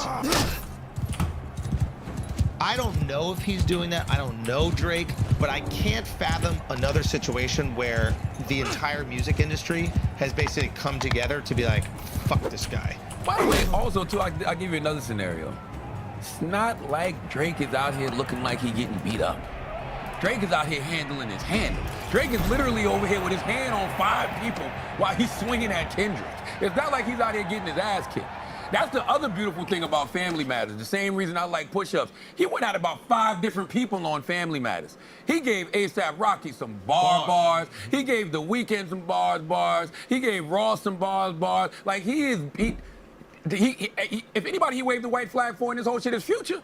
Because he was like, yo, me and Future ain't even got no issue. He was like, yo, I hate the fact that me and Future not seeing eye to eye right now because we don't even really got no smoke, but I know that Metro probably influenced you on some bullshit. I think Drake got heart. And he definitely yes, he does. showed his like MC skill to the highest degree on that. He's nice. And that is why when I see Questlove say things like hip hop is dead, pull up what Questlove said. And I fuck with Questlove heavy. But I didn't like this statement. And the reason I didn't like this statement is because Drake's security guard gets shot in Toronto. Yeah. And everybody automatically just starts assuming this has something to do with the Kendrick Lamar beef. Why? I had people saying to me, well, that's what happens when you take somebody's house and use it as an album cover. Who the fuck don't know Drake's address? Yeah. Right. Like, that's like posting the White House. Yeah. like that house in Toronto, Drake, I've even seen videos, and I saw this watching Act Scream. Act played a video where Drake said something like he wants this to be like a monument when he's gone. Mm-hmm. It's like there, right? So listen to what Questlove said. Is that it? Yeah. What did he say? Nobody won the war. This wasn't about skill. This was a wrestling match. Level mudslinging. Something, I don't know. This is a wrestling match level this is a slinging wrestling and match. takedown by any means necessary. Women and children, be damned. Be damned. Hero before declaring hip-hop to be dead. Same audience wanting blood will soon put up RIP folks like they weren't part of the problem. Hip-hop is truly dead. Here's the problem I have with this, right? We're all of a certain age. I'm 45 years old. I was born in 1978. Questlove is older than me. And you know, when you get older, you do have a different level of wisdom, and you can look back on certain things and say, you know, you can look at certain things now and say, hey, that's wrong. But you have to first acknowledge the role we played in it back in the day. Because Takeoff, when Jay-Z and Nas were definitely doing wrestling match level mudslinging, they were definitely bringing women and children into the situation. Jay-Z was out here saying he was sleeping with Nas' baby mama. Jay-Z said he left condoms on the baby seat. You know, Nas out here calling Jay-Z gay and saying he got dick sucking lips and all this other stuff. Like, that was wrestling match level mudslinging. Questlove, you was on stage with Jay-Z playing the drums while he was doing Takeover. You know what I'm saying? So it's like, my whole thing is like, before you chastise these young men, put yourself in their shoes. That's right. That's right. Now, do I agree with him that the stuff that Drake and Kendrick are saying, when I heard Family Matters, and then I heard Meet the Grams on Friday night, I was like, there's nowhere left to go but violence after this. There's nowhere left to go. Like, literally, I said that to myself. I'm like, there's nowhere to go. Like, this is not rap anymore. You said they took it to hell. They took it to hell. They did. I'm like, God, I was actually disappointed in both of them because I didn't think either one of them would take it to hell. When you listen to Euphoria and Kendrick's breaking down as a psychological analysis of a man, cool. You know what I mean? You listen to Push-Ups, you making jokes about, you know, splits and all of that other stuff, and being short and all that. And the wife line. The was wife like, is, and we knew that was gonna cause problems. Yeah. But even then, it didn't cause Kendrick to go to hell on Euphoria. He heard Family Matters, and Kendrick had a record ready for Satan.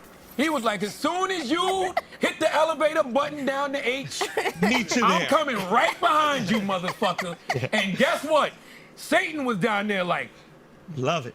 Drake, that was good. But this shit here, this shit right here is what the fuck I'm talking about. Yeah. So my whole thing with Quest is I salute Quest and I respect it, but you got to acknowledge the role that we all played in it.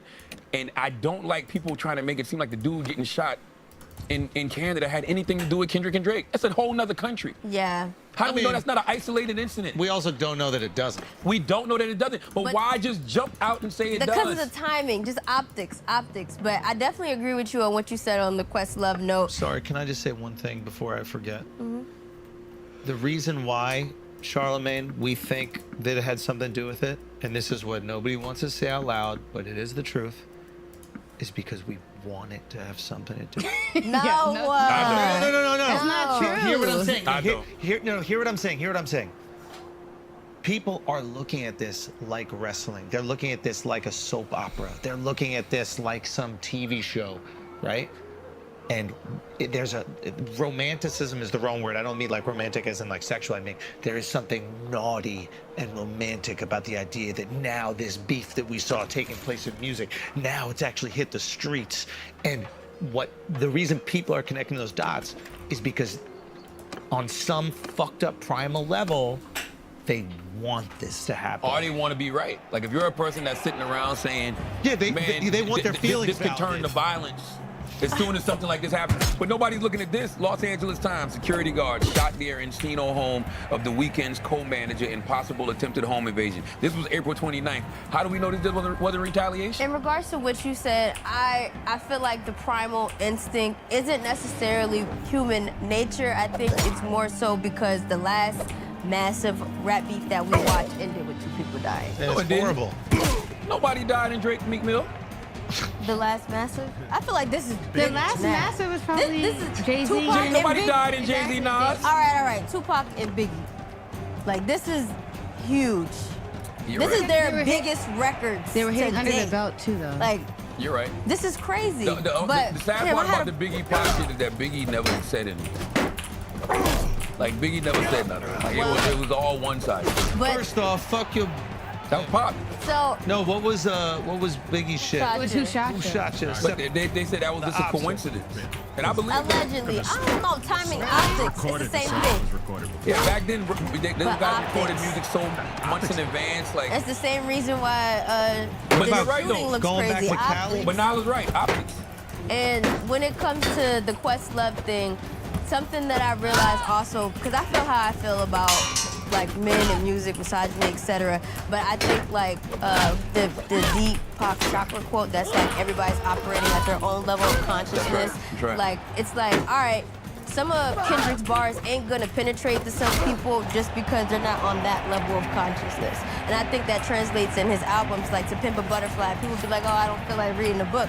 If you're a book reader and you know that book, you're into the album because you understand that level of art. So I feel like where Questlove is and his level of consciousness being in hip hop for this long, like that's why he's where he's at. Yes, but I just think that you have to acknowledge where you were to put more context on it. And I don't know if Questlove makes that statement if that shooting doesn't happen at Drake's house. But once again, why are we just automatically saying that shooting has something to do with Kendrick versus Drake? Because we're not saying that in regards to Drake and The Weeknd, because we don't put the negative connotation on the type of music The Weeknd does. We put a negative connotation on rap and rap music, and we always want to blame the media and say the media is portraying us in a negative light. Why are we portraying ourselves in a negative light? We don't know why that security guard got shot. That could be, first of all, God bless that security guard. I hope he pulls through, sending healing energy to him and his family, but we don't know why that happened. Why do people have to be so quick to rush to judgment? Why do we have to speculate? And if we are going to speculate, let's come up with some better shit. Just saying Kendrick versus Drake is lazy. Could have just been another LA home invasion. Or it could have been, no, that was in Canada. But the reason why they doing that is because Toronto isn't a city that has big gun problems. They had they had 2 shootings that day. There was another shooting like right up the street. They've had They have big gun problems? For Canada, yeah. Oh. We can't compare it to the U.S. obviously That's what I because the was gun stuff's comparing it different. to. But yeah, they've had some issues, and like there are people to get down out there. I got way better scenarios. Number one, a security guard got shot at The Weeknd's manager's house couple weeks ago. What if that was retaliation? I don't know if that's the case. I'm just throwing it out there. What if there was an OVO mole and they thought that the security guard was the OVO mole? I'm just saying. I'm just saying. I heard that. It's definitely given there's a mole, Just though. saying, the good owls. You know what I mean? The good owls get together. You know, you thought the good fellas was a hell of a mob. Nothing like them goddamn good owls. You know what I'm saying? I'm just saying. There's other scenarios that are better than just Kendrick Drake. Yo, if Kendrick Lamar is able to get somebody touched in Toronto, the 6 is his. He should get lifetime floor seats to the Raptors games. He should get equity in the Toronto Raptors team if he is able to make something like that happen. We know that's some foolishness. We know that's not the case. Here's the question. Is Kendrick Lamar a useful... The term is useful idiot. I wouldn't call him a useful idiot. But is Kendrick Lamar a useful artist, a useful figure, a useful person in a beef that really doesn't have anything to do with him? For example, is this really between Metro and all the dudes that have come together, I get, what is it, XO, and Drake, and they kind of let Kendrick do their bidding, and Kendrick wants to smoke, but he might not even realize that he's the one that's actually been placed as the executioner for a beef that really got nothing to do with him. That's a possibility, but what's the saying? An enemy of my enemy is my friend? Well, 1,000%. And he's willing to do it. He's down to do it. Yeah, he's down to but do it. the true beneficiaries yeah. are the ones who have ignited this in the first place. Yeah, he's down. I mean, but that's why you go and get Kendrick. You go and get Kendrick, strategically put him on like that. You tell him what this album is. You tell him what this album is about. And Kendrick decides to Kendrick's go. like, oh, I'll do it. Yeah, exactly. And then they all sit back and they go, oh, shit. Because none of them are going bar for Drake. I'll tell you that for sure. By the way, I'm not mad at it because Kendrick has always wanted to smoke with these other rappers. For sure. He's always consistently put out there that this is what I want. I want to go to war. Bless you. So, you know, you think about Control, whenever Control was, all these years later, these 3 guys are still the guys. And Kendrick decides, you know what? It's time to go fucking owl hunting. I want it. I need, like, because at the end of the day, there can only be one, right? I guess. You know where Drake fucked up in this whole thing? Not putting out There's a a bop? couple things, though. This is where he fucked up in this whole thing. He dropped his meat video. He mentioned that, though. Phenomenal line in Family Matters. But here's the thing. Phenomenal bar. Yeah. But think about this. Let's say, for example, he's getting washed in the battle, right? You kill a story with a story. You drop the meat video. Not now. Just wait.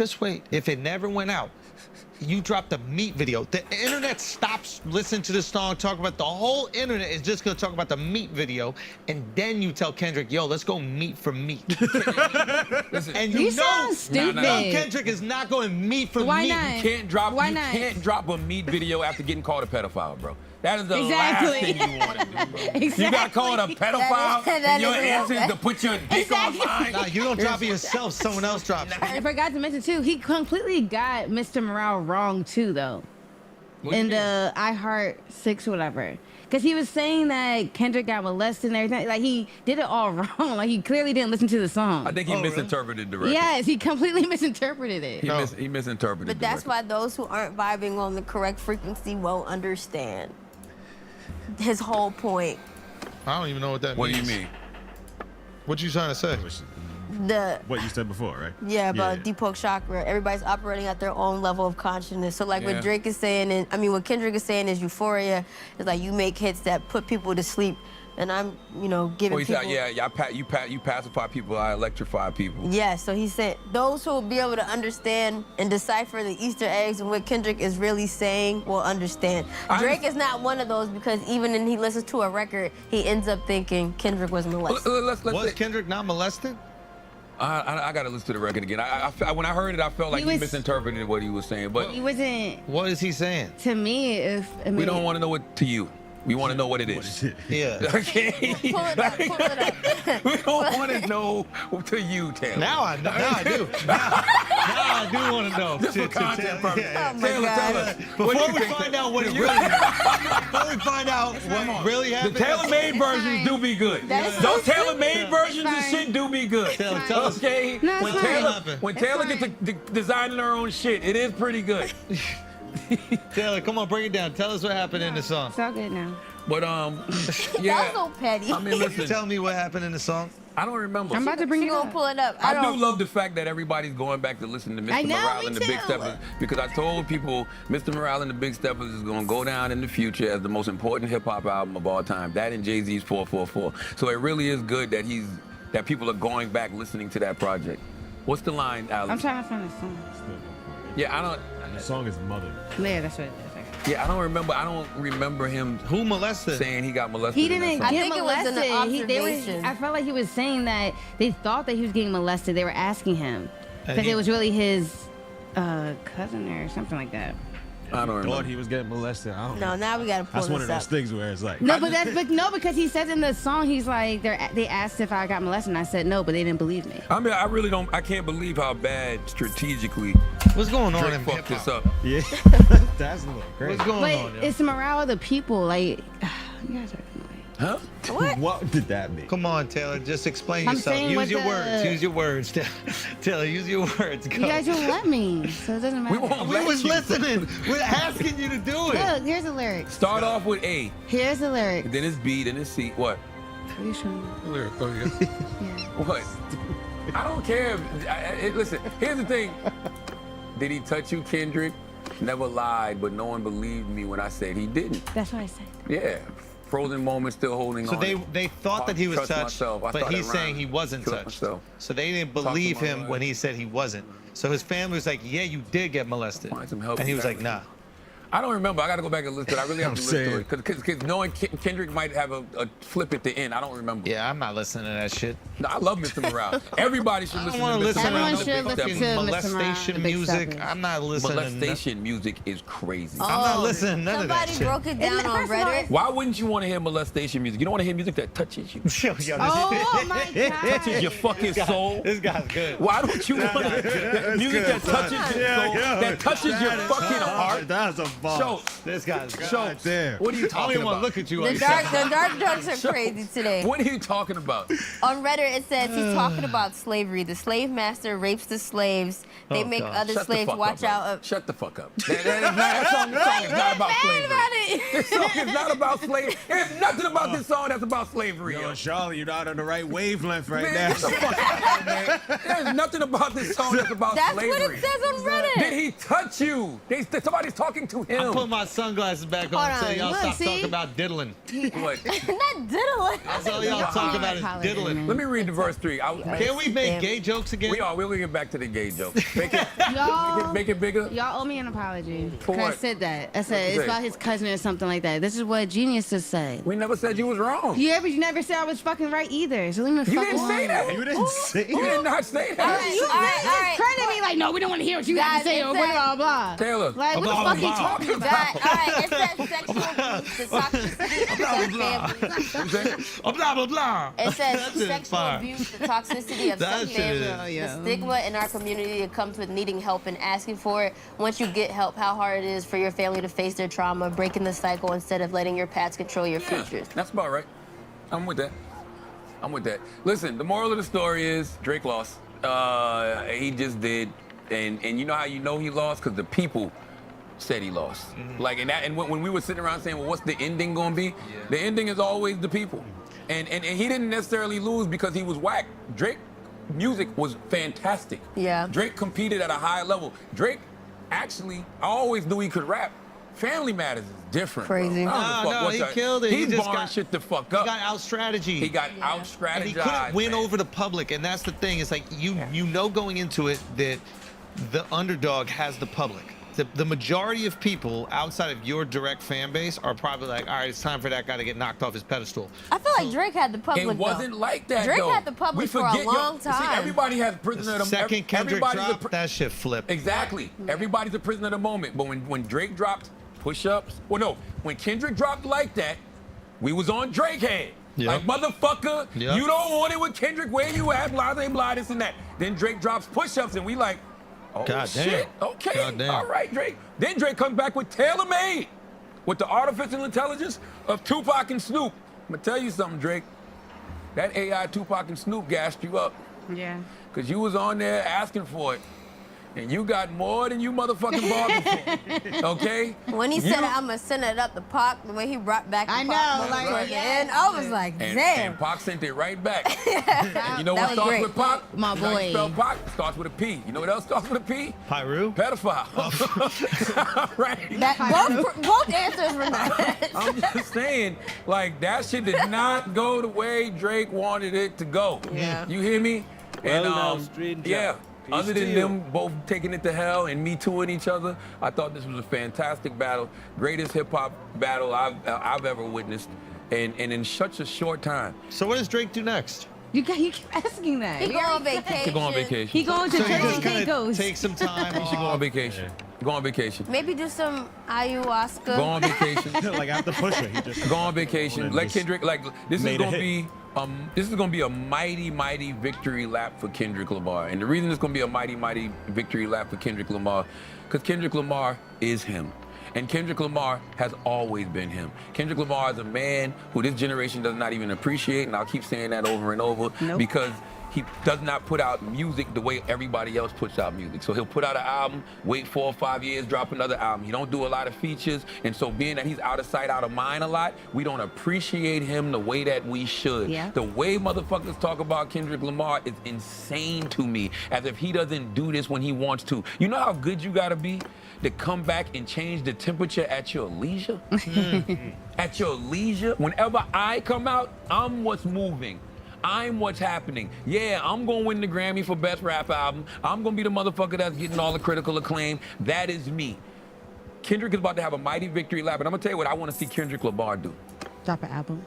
I wanna see Kendrick Lamar do a straight West Coast album. Ooh. I wanna see Kendrick Lamar do an album with Mustard, some Dr. Dre production, Oh, DJ yeah. Quick, Battle Cat. Go get all of these classic West Coast Who's producers. the white dude?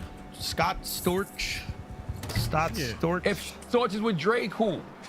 But I want him to go get these classic West Coast producers and give us a West Coast sounding album. Because I'm going to tell you something else that nobody's talking about when it comes to this battle. Number one, the West Coast sound is so phenomenal, bro. Phenomenal. As soon as you hear that Not Like Us, you just, you ready to get beat up because you ain't got no business crip walking, but you ready to take the risk. For real. You know what I'm saying? You ready to throw up signs and That's all what types happened of at shit. Cass Knox. Still respect LA, you idiots. Yeah. I see y'all wilding out on your Instagrams and your crip walking and you're throwing your shit up. Careful Don't now. think you can just do that shit once you get off the airplane at LAX. Careful now. All right, Did you see be- Casanat reaction? He did the same thing. He goes, I'm so sorry, y'all. I do you not better mean fucking to." apologize. Kai fucking apologize, okay? Y'all don't start that shit now. LA is still to be respected. And I'm gonna tell you something else.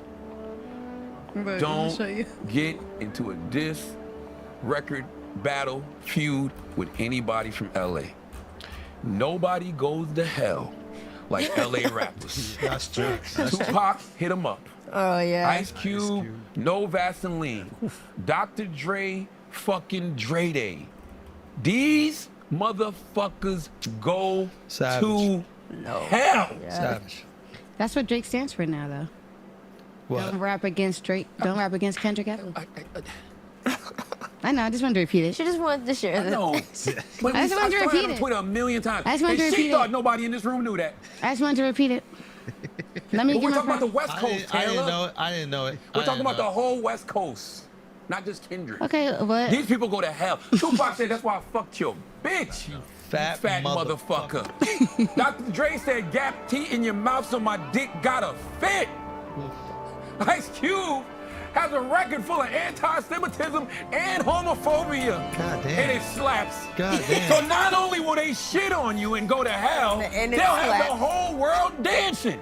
You can't, what you gonna do against The that? end it slaps. Nobody in rap music makes So better ugly. diss records than West Coast rappers historically. I don't give a fuck, okay? Fuck all that lyrical, miracle, spiritual shit. You know what I mean? We want to dance and we want to motherfucking watch you get clowned. Their jokes be better, the insults be horrible, and they be bops. Nothing you can do. Yeah, there's really nothing you can do. What can you fucking do, man? God damn. Round of applause, Kendrick Lamar. Woo! You did that. Drake, you have nothing to be ashamed of. Okay, the only thing that can hurt you right now is your own pride and your own ego. Drake. Or these allegations really being true? Could you stop? Why would you even? No, they're not true. Why would they be true? You said there's nothing that can hurt you right now. I'm just saying, or if that could But the definitely allegations hurt. could be true for Kendrick. They could hurt him too. Yeah, you're right. We make this so one-sided. Like Whitney not following. I wasn't making Yeah, it one sided. I was just She don't live saying. in New York. God bless, Anyway, man. yeah, Let's I don't believe let's- either one is true. I don't believe either one is true. Let's pay some bills. Shout out to Drake. Shout out to Kendrick for giving us a great moment in hip hop history, Amen. man. And never. When Kendrick comes Motherfucking with an album, I just hope it's a more Y'all should apologize for every not doubt. like us than I all want the- West Coast slaps. Yeah, I want a because chronic. If he gives us an album of 616, I'm good on that. Man, give me I don't think you YG's will. first album. My My Crazy Life. Oh, that was Slaps. Crazy. I want Kendrick to give me something like that. You don't think that Drake's gonna try to come back with a bop though, for real? Drake needs to go on vacation. Nah, I know, but you don't think, like I'm saying, his ego. You don't think he'll try to come out with Like, He's one? gonna come back with a hot He night. is. He I think thinks he so. can, And he'll and I be think good. he will. And he'll be I think fine. that's just his nature. Yeah, exactly. Drake ain't going nowhere. Yeah. This is Yeah. not about to be a Ja Rule situation. Y'all out your Yeah. fucking mind. So, Of course not. Yeah, I'm What? not going to ask the same question. tell me. What about that? Just, What do you You're think he gonna does say, next? what's he do yeah, next? it's just like, does he put out an album? Does he do a Who, song? Drake? Yeah, like, He can do whatever he wants. Drake can He's do still whatever the Drake. fuck he wants. He's still goddamn Drake. I'm going Pyrudo. I'm not gonna lie if I was Drake. I'm come really. The wildest thing that Drake did is on Family Matters. He said, "You know who banging set my man CB." I said, when I heard him say that, I was like, Drake don't know nothing about LA. Now I'm not saying CB don't bang a set. All I'm simply saying is Chris Brown is not from LA. Chris Brown got jumped into. So there's real gangbangers that you can't even mention in records, is what I'm saying, right? But if that is what you're putting out to the public, Kendrick probably sitting back laughing his ass off like, oh, he don't know nothing about what's really going on out here. If that's who he thinks really banging the sets out here. Wait, so is it true that I didn't look it up, but Drake has a show in Oakland soon? Because he's mentioned that in the I didn't like record. that line either. I don't like when Kendrick said that Oakland stop's gonna be your last stop. Yeah, it's I don't scary. I don't like people wishing Well- death on folks. Like I don't like that shit. I don't like that energy. Don't do that. Everything else is cool. Don't do that. Like, don't wish that's death why on I people. fucked yo. you a bitch, you fat I don't think they really Why would mean it, Faith though. Evans do that? This seems like a really mean By the thing way, to do. to your point about proof, It's so mean. I saw my guy DJ Head. Salute to DJ Head. Head was with Shout out to Head. Elliot Wilson and Jeremy Hecht. They got a new show on Hip Hop DX, and Head was on the show, and they was talking about proof, and does proof matter in these battles? And yes, it does. That's why Pusha T won against Drake. Because the things he said was true, and there was proof to it, you know? Yeah. Like, he actually, like I said last week, he crushed the multi-million-dollar Adidas deal, you know, because of that situation. He stepped on the rollout of Drake's son. Also, I don't know if it's true that Tupac and Faith got it in. Yeah, she denied it. I Oh, thought. she said that never happened? Yeah, I know she denied But it. guess what? We all saw that picture. What was the That picture? picture of Faith and Pac with Faith let me blur that out, because I ain't know what the fuck that was. I'm sorry. Listen, I'm sorry. West Coast, I'm sorry. You all can't right? even throw the West Coast up? I'm not doing it.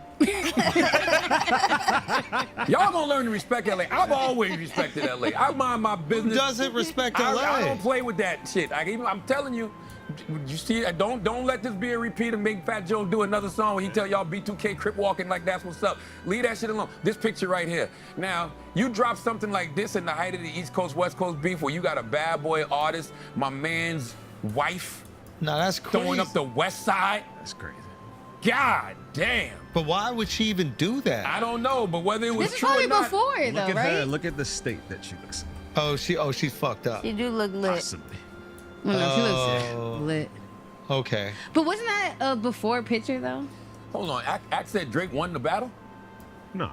He said, This headline says DJ Academics explains why Drake won the rap battle against Kendrick Lamar, even if all allegations both rappers made against one another are false. Man, no. Oh, he said So- if both of them are lying, then he thinks Drake has better music out of the two. Man, that's because he's Anyways. simple. That's what he said. Nah, that's not. He don't understand Kendrick, that's why. Family Matters. Family not on the Matters is the frequency. best I record. know, look. That's all that Yo, it comes back around. Family Matters is the best record. Euphoria. Not Like Us is the best song. But Euphoria is really the best record with the Easter honestly- egg. It foreshadowed so much within the beef. Drake had Drake better also song. probably just put that out too because Kendrick was up one when it came to songs like put out. Y'all really sleeping on Euphoria. I like the voice. I love Y'all it. really Y'all are. sleeping. Let's pay some bills. I love it. I love it. We'll be talking about this for years to come, man. Years and years to come. Drake, go on vacation. You got a nice house in Turks and Caicos you building. I saw it. I won't tell Kendrick where it's at. I promise. All right. I did see it, though. I saw it under construction. Thanks again to Squarespace for supporting this week's episode of the podcast. Squarespace is the all-in-one platform for building your brand and growing your business online. Whether you're just starting out or managing a growing brand, Squarespace makes it easy to create a beautiful website, engage with your audience, and sell anything from products to content to time, all in one place, all on your terms. Start a completely personalized website with the new guided design system, Squarespace Blueprint. Choose from professionally curated layout and styling options to build a unique online presence from the ground up. Tailored to your brand or business and optimized for every device. Easily launch your website and get discovered fast with integrated optimized SEO tools so you show up more often to more people and grow the way you want. With Fluid Engine, the next generation website editor from Squarespace, it's never been easier for anyone to unlock unbreakable creativity. Choose your website starting point and customize every design detail with reimagined drag and drop technology for desktop or mobile. Stretch your imagination online with Fluid Engine included in any new Squarespace site. Head to squarespace.com for a free trial, and when you're ready to launch, go to squarespace.com/idiots to save 10% off your first purchase of a website or a domain. That's squarespace.com/idiots to save 10% off your first purchase of a website or domain. You want to do Chime Show? Damn right I want to do Chime. Let me tell you something right now, okay?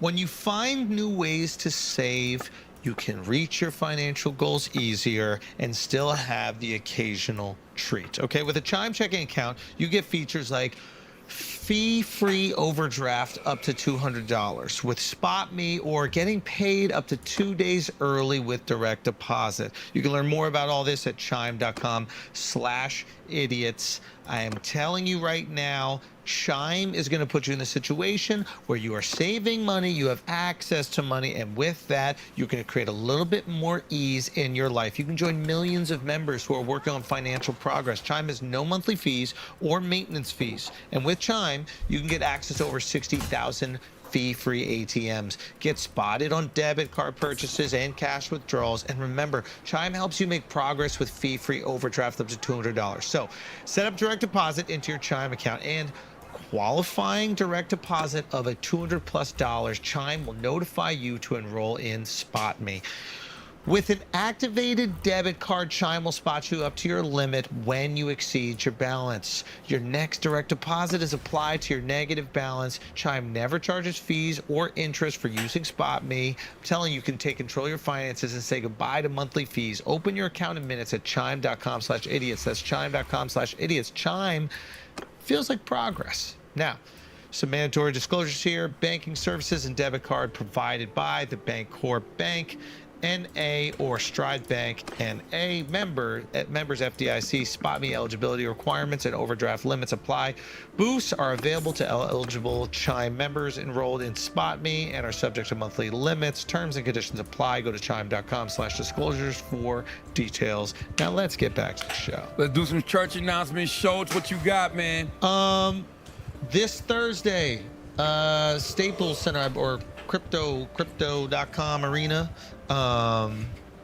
Thank you guys so much. It sold out, man, so very excited. Shane Gillis is going to be on the show as well. We're doing this one together. You don't need him. He's Shout out to Shane. Yeah, he's hilarious. Man, you're doing a lot of favors, man. I like this you. guy. Shane is killing it.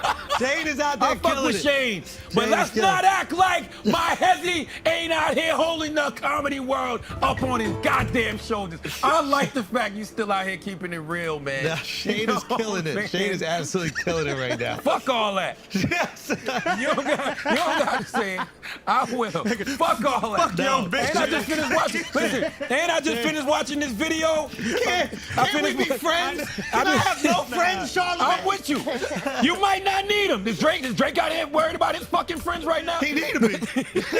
I'm looking at this shit. This video, time to dream up some new dreams, man. This shit is incredible, yo. Shout out to Vala, man. He just cooked that one. Nah, this shit is incredible. Because I remember you saying that at Radio City at the end, and I remember us like, damn, show sold out Radio City. And I remember you at the end saying, next time we do this, we're gonna do it with a Knicks play. And I believed. But that shit wasn't even it hasn't been a year. Nah, it was like 2 years. Really? Yeah, I think that we did that in 2022, and this was 2024. Radio City was 2022? Think so. God damn, Tommy Flying. That shit felt like fall of 23. Right? Shit. Yeah, yeah. But think about that. All right, so you put in the groundwork for a whole year around the country. I went out of the country. Yeah, we went out first.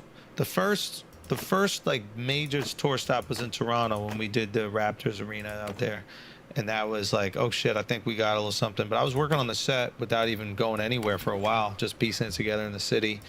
And then obviously the set is about, you know, what I went through and my wife went through. Yeah. So fantastic, by the way. Thank you, man. Like phenomenal. I've never seen a man talk like that. No, thank you, man. And I'm not even talking about in stand-up. I'm just talking about in general. Yeah. Men don't have those conversations. That's cool. And I loved it because it was just the right amount of misogyny. And then it just came right. Like it was. Because it's you got to watch. I don't want to give it away, but it's great. Thank you, Like, man. it's phenomenal. Like, oh, shit. Like, I don't know, man. You're going to have to start having some different conversations about Schultz. See, Oh, thank you. this ain't man. just about packing arenas. This is about who's the motherfucking GOAT. Thank you, man. That's It cool. is. That's cool, man. You might need to name your next shit Euphoria. or name your next special Not Like Us. I'm serious, yo. Thank you, bro. Thank you, man. Somebody got to get it. Thank you, Who's man. it gonna be? Who the fuck is it gonna be? He just wants Who is it constant gonna war. be? I know. He just Who's wants it gonna constant be, war, bro. goddammit? He just Who wants is it gonna constant be? war. Okay. We needed a bigger break from the Drake Kendrick shit. Right, I know. Yeah, Now we're addicted. We just need constant But chaos. I'm being honest with you though, but you know what's so interesting? All the GOATs know. All the GOATs know. What is that, man? Like all the GOATs know Schultz is the GOAT. I was invited. I invited somebody to this show, right? I'll show it to you. I ain't gonna say who it is. And the person, I don't know if the person ever said this publicly. He might have said it to you before, but look, what's that? I said, yo, yeah. He goes, I'm in LA. I like him. He's funny. And if you know him, that's not an easy thing to say. Yeah, yeah. You know what I mean? Yeah. So it's like they all know. Yeah. But eventually they gotta acknowledge it. That's what it's. That's all it is. Yeah. So you just keep putting pressure on them till they acknowledge it. If not, pedophile rumors coming, baby. Oh my God. Oh my God. I'm just saying. I'm just saying. We can do this the easy way or the motherfucking hard way. How the fuck y'all want it to go down? Goddamn it. Okay. Oh man. Shit. What else we got, Taylor? Chris is still in shock, bro. He hasn't said a word. He hasn't said a word for the last 45 minutes, yo. He's sitting there frozen, bro. That Lyme disease kicking in, bro. We need to help. Yo, someone get water, yo. Yeah. Well, I do want to ask a question about the roast, if I can. Oh, yeah, please. for sure. I mean, not with getting into specifics, but like, so it happens, you do your thing, Yeah. killed it. When it's over, how do you interact with the people that you just... Great question, Chris. What's that vibe like? Because I thought I saw a clip of you like shaking Dana White's hand, and it's... Oh, Dana's the man. So there's no... Dana's the man. Right. Dana gets it. He loves it. He's like just a wild motherfucker. And yeah, he's just so. I mean, as far as I was concerned, I thought he was super cool about it. Like he understands the point of this, like, and he signed up for it. He didn't have to do it, but he's like, all right, fuck it, I'll go up there, I'll do it. And then the athletes, they were all good. The comics, everybody knows what time it is. What Like, about Kim? How she act after? I didn't know Kim was gonna be there. I wish I did. What? Was that the jokes for her? Yes. Yeah, she was out there with the boneless waist action going Son, on. she was right in front of me, and I remember sitting down and when I came onto the dais and I saw the chair and it said Kim K in the chair, and I was like, get the fuck out of here. How the hell did nobody tell me about this? And I think they didn't tell on purpose. Because I think they didn't want the dais to cook her up. So they're like, Who's the we're not dais? gonna. the dais meaning like the people who are doing the roasting. Oh, yeah. So they're like, all right, let's not tell them she's gonna be here, because if they did tell us, we ain't even talking about Tom. Because I ain't hear no Kim K jokes. Shit. Yeah, I didn't hear nobody. There I was didn't hear any two. who had Kim K jokes. I think Tony hit her. Yeah. And There then was two. Tom hit her. Yeah. Tom Brady hit her? Tom hit her, and then Tom probably hit her for real. facts. One made a joke Facts. about Kanye being her husband, and then another Oh, I made a did see joke that. about I did see her that. having sex with all the black men. Yeah. You know what I love about this roast? I love that there was people who came out offended, you know, like Tom Brady's ex-wife and, you know, the family of Aaron Hernandez, and nobody gave a fuck. Shut up. They was like, The family this of is Aaron Hernandez need to shut the fuck up. Now, I'm not going to say all that because I don't know if that runs in He the family. murdered people. He can't get a joke. Sure. But we don't know if it runs in the family. So we might need to shut the fuck up. Right? You're right. I My don't bad, know. yo. My bad. I'm just saying, My bad. I don't That is know. my bad. I Hey, don't guys, know. let's hang on for a second. I think we need to kill this whole segment, Joe. Kill the segment, bro. This is crazy. But the roast was fantastic. Yo, I thought that, I'm being dead serious with you right now, I thought it was going to be an absolute shit show. Really? Really? Yeah, it's live. Yes, You got yes. people who never done comedy before, have never told jokes before, standing in front of 13,000 people. Right? So naturally. 13,000? Yeah, it was at the Forum. Oh, that shit you sold out by your motherfucking self? Yes. That shit you sold out by your motherfucking self? Son, Okay. I ain't gonna lie. I was looking around. If I saw an empty seat, I'm like, come on, Tom. Come on, Tom. Hey, you can't fill that up. Hey, bro. Son, if you would have told me, I would have tweeted something. You know what I mean? I would have let him know I was Yeah. gonna be here. You know what I'm saying? No. It was just, it had every opportunity to be horrible. And it ended up being awesome. And it's really, what makes a roast good is just, are the athletes or are the non-comedians gonna be good? If they're good, it's phenomenal. If they suck, if like what Ben Affleck did, is gonna be bad. Thank God Ben Affleck was at the end. That was guy, there? son, he came on. His joke wasn't good either. Son, he didn't watch it. He watched my clip. I He watched watched it. my I did. I'm not- So he watched my clip. He's like, "It's the greatest roast." Killed it. That's a I watched whole some of Kev. I watched some of Yo. Andrew. I watched Tom. I watched some of Nikki Glazer. Yo, Nikki killed. She was good. Nikki killed. Tony killed, and I gotta shout out Kev, because Kev saved my ass, yo. Wow. Why? So right before me, Rob Gronkowski goes on, and Gronk is really like, he's not playing a character. Like that motherfucker is like right before. He's really Groot from fucking Guardians of the It's Galaxy. not even Groot. It's like, you know the chart when we're a little monkey still. Yeah. He's that. So like Lenny from Mice and Men? Yes. Okay. Yes. Got you. And like whatever he gets excited about, he just does. Like he don't think about the repercussions. Yeah. Like he's the type of person, like if we're on a room, we're like, yo, go take Chris's dick out and see if you can cut a piece of it off. And he'd be like, no, that's weird. And be like, come on. He'd be like, all right, fuck it. You know what I mean? Yeah. So he takes a shot with Belichick and Kraft and Brady, and then he takes the real shot glass and spikes it down. It explodes, hits some chick in the front row. No. Dead ass. This girl's holding her face for like 3 minutes. I'm up next. So I'm like, God damn, it's already 3 hours into this fucking roast. Yeah. I gotta acknowledge this shit and then whatever. And to Kevin Hart's credit, he did like a old school comedian hosting a show thing. Something crazy happens in a room, he reset the whole room. He went up on the podium. On live TV? On live TV. He takes his time. He goes, all right, that was a little bit weird. He chills, he settles the whole room. Then he starts to joke around a little bit, tells some other jokes. And by the time he brings me up, the room has moved on from what Rob did. So now I don't have to acknowledge it. And I was like, bro, thank you so much. You know you saved my ass. He goes, bro, of course. I'm gonna let you go up after that. So the fact he did it. Professional. Yo. Consummate professional. Yo. Kevin's the illest. Nice. He really owned that shit. Like, there are people who host it and they're just getting through it. He hosts it like a black comedy show. And if you haven't been to a black comedy show, you don't know what we're talking about. But like, the host of the black comedy show, that's their show. Yeah, absolutely. The white shows, the host is there to kind of like get things moving, and then like it's. Yeah. But if you've ever watched Def Comedy Jam, you see Martin. It's you Martin's control show. the room. Absolutely. Exactly. Absolutely. And in between every comic, he was doing his thing. Like, yeah, he put on a clinic, bro. I ain't gonna lie. He really killed that shit. Kevin's the guy. What else we got, Taylor Gang? Let's do some, what's my announcement? Oh, Get Honest or Die Lying.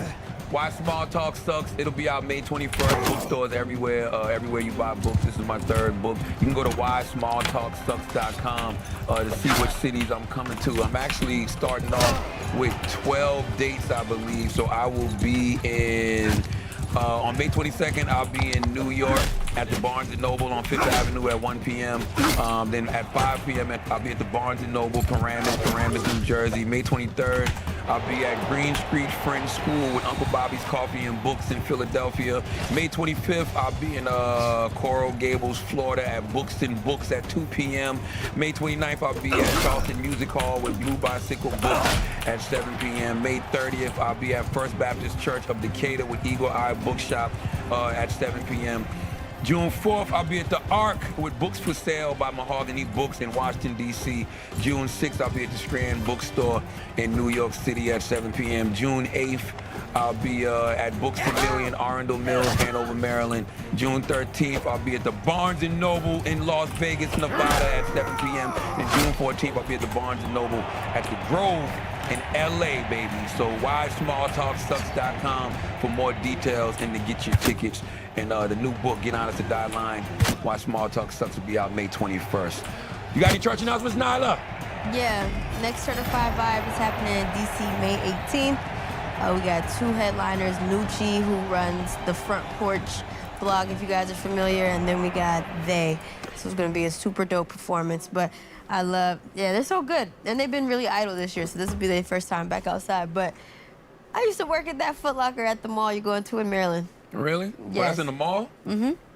Handover, Maryland? Yeah. Books A Million, Arundel Mills? Mm-hmm. I'll be there June 8th, 2 p.m., baby. Love that. What else we got? Oh, shout out to Gilbert Arenas, man. Gilbert Arenas rips Rudy Gobert for missing Timberwolves Game 2 win due to son's birth. Now, I'm going to tell you what's interesting about this video. Well, play the clip, Taylor. I want to know what you think about this, Schultz. Right, man, yeah. Right. I would imagine Minnesota guy. I don't know for sure. I'm not in that man's business like that. I mean, missing this game for that baby. I see you. It's the baby, bro. It's gonna be there when you get back. We hope. Right. I mean, I'm just saying. Yeah. I'm just saying. The baby gonna be trust me. But unnecessary. The baby gonna. It don't know. Whatever you about to think you about to do with the baby, he gonna be asleep. Need that skin-to-skin contact. Okay, you get skin-to-skin in 2 days. Right on the titty. The whole time, right on the titty. Like I said, we need some milk. Look, I get you want to be with your wife and smile and stuff, and you're good NBA healthcare insurance. Right. It's because of you playing. Right. Trust me, they got everything. So first child. Salute to Gilbert Arenas. I think Gilbert Arenas is hilarious. I think he's off on this though. Yeah. Like it's Rudy Gobert, the first time father. You was there when your child came into this world. Gotta be. I was there when my child came into this world. There's nothing like it. I remember all of my children's birth, but the first one, like I remember how my daughter looked when she came out. She had her hands together like she was praying. I'll never forget that as long as I live. Now, Shannon Sharp had a good take. Shannon Sharp was like, yo, you go to the birth, and after you see the birth, you get on a plane, you get out. Yeah. I'm with that. But you gotta be there when the baby come out the womb. Yeah. You gotta be there to cut the umbilical cord. Yeah. And more importantly, man, the lady called in the Breakfast Club and said this morning. She was just talking about the maternal death rate. Yeah.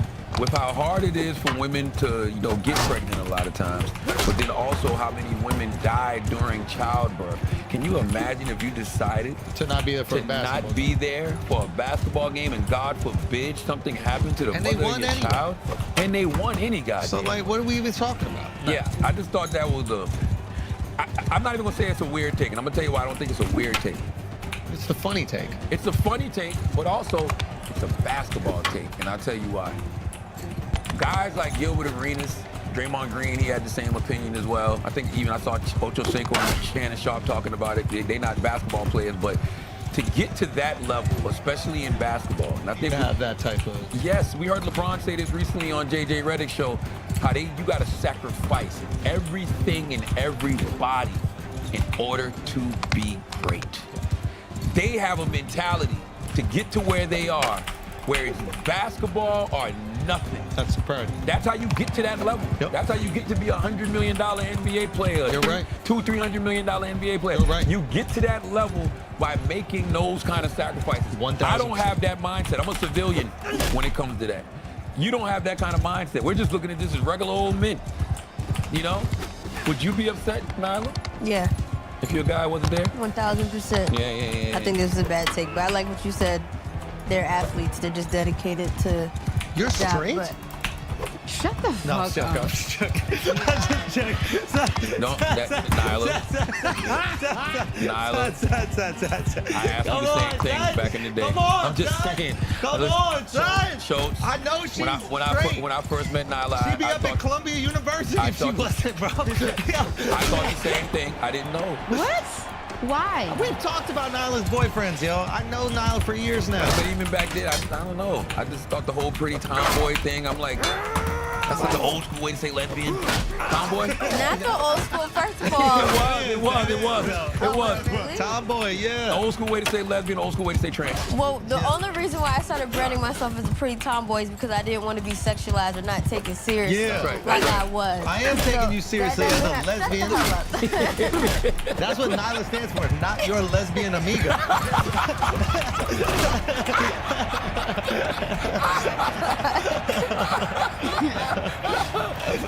Oh my God. There's only one gay woman in here.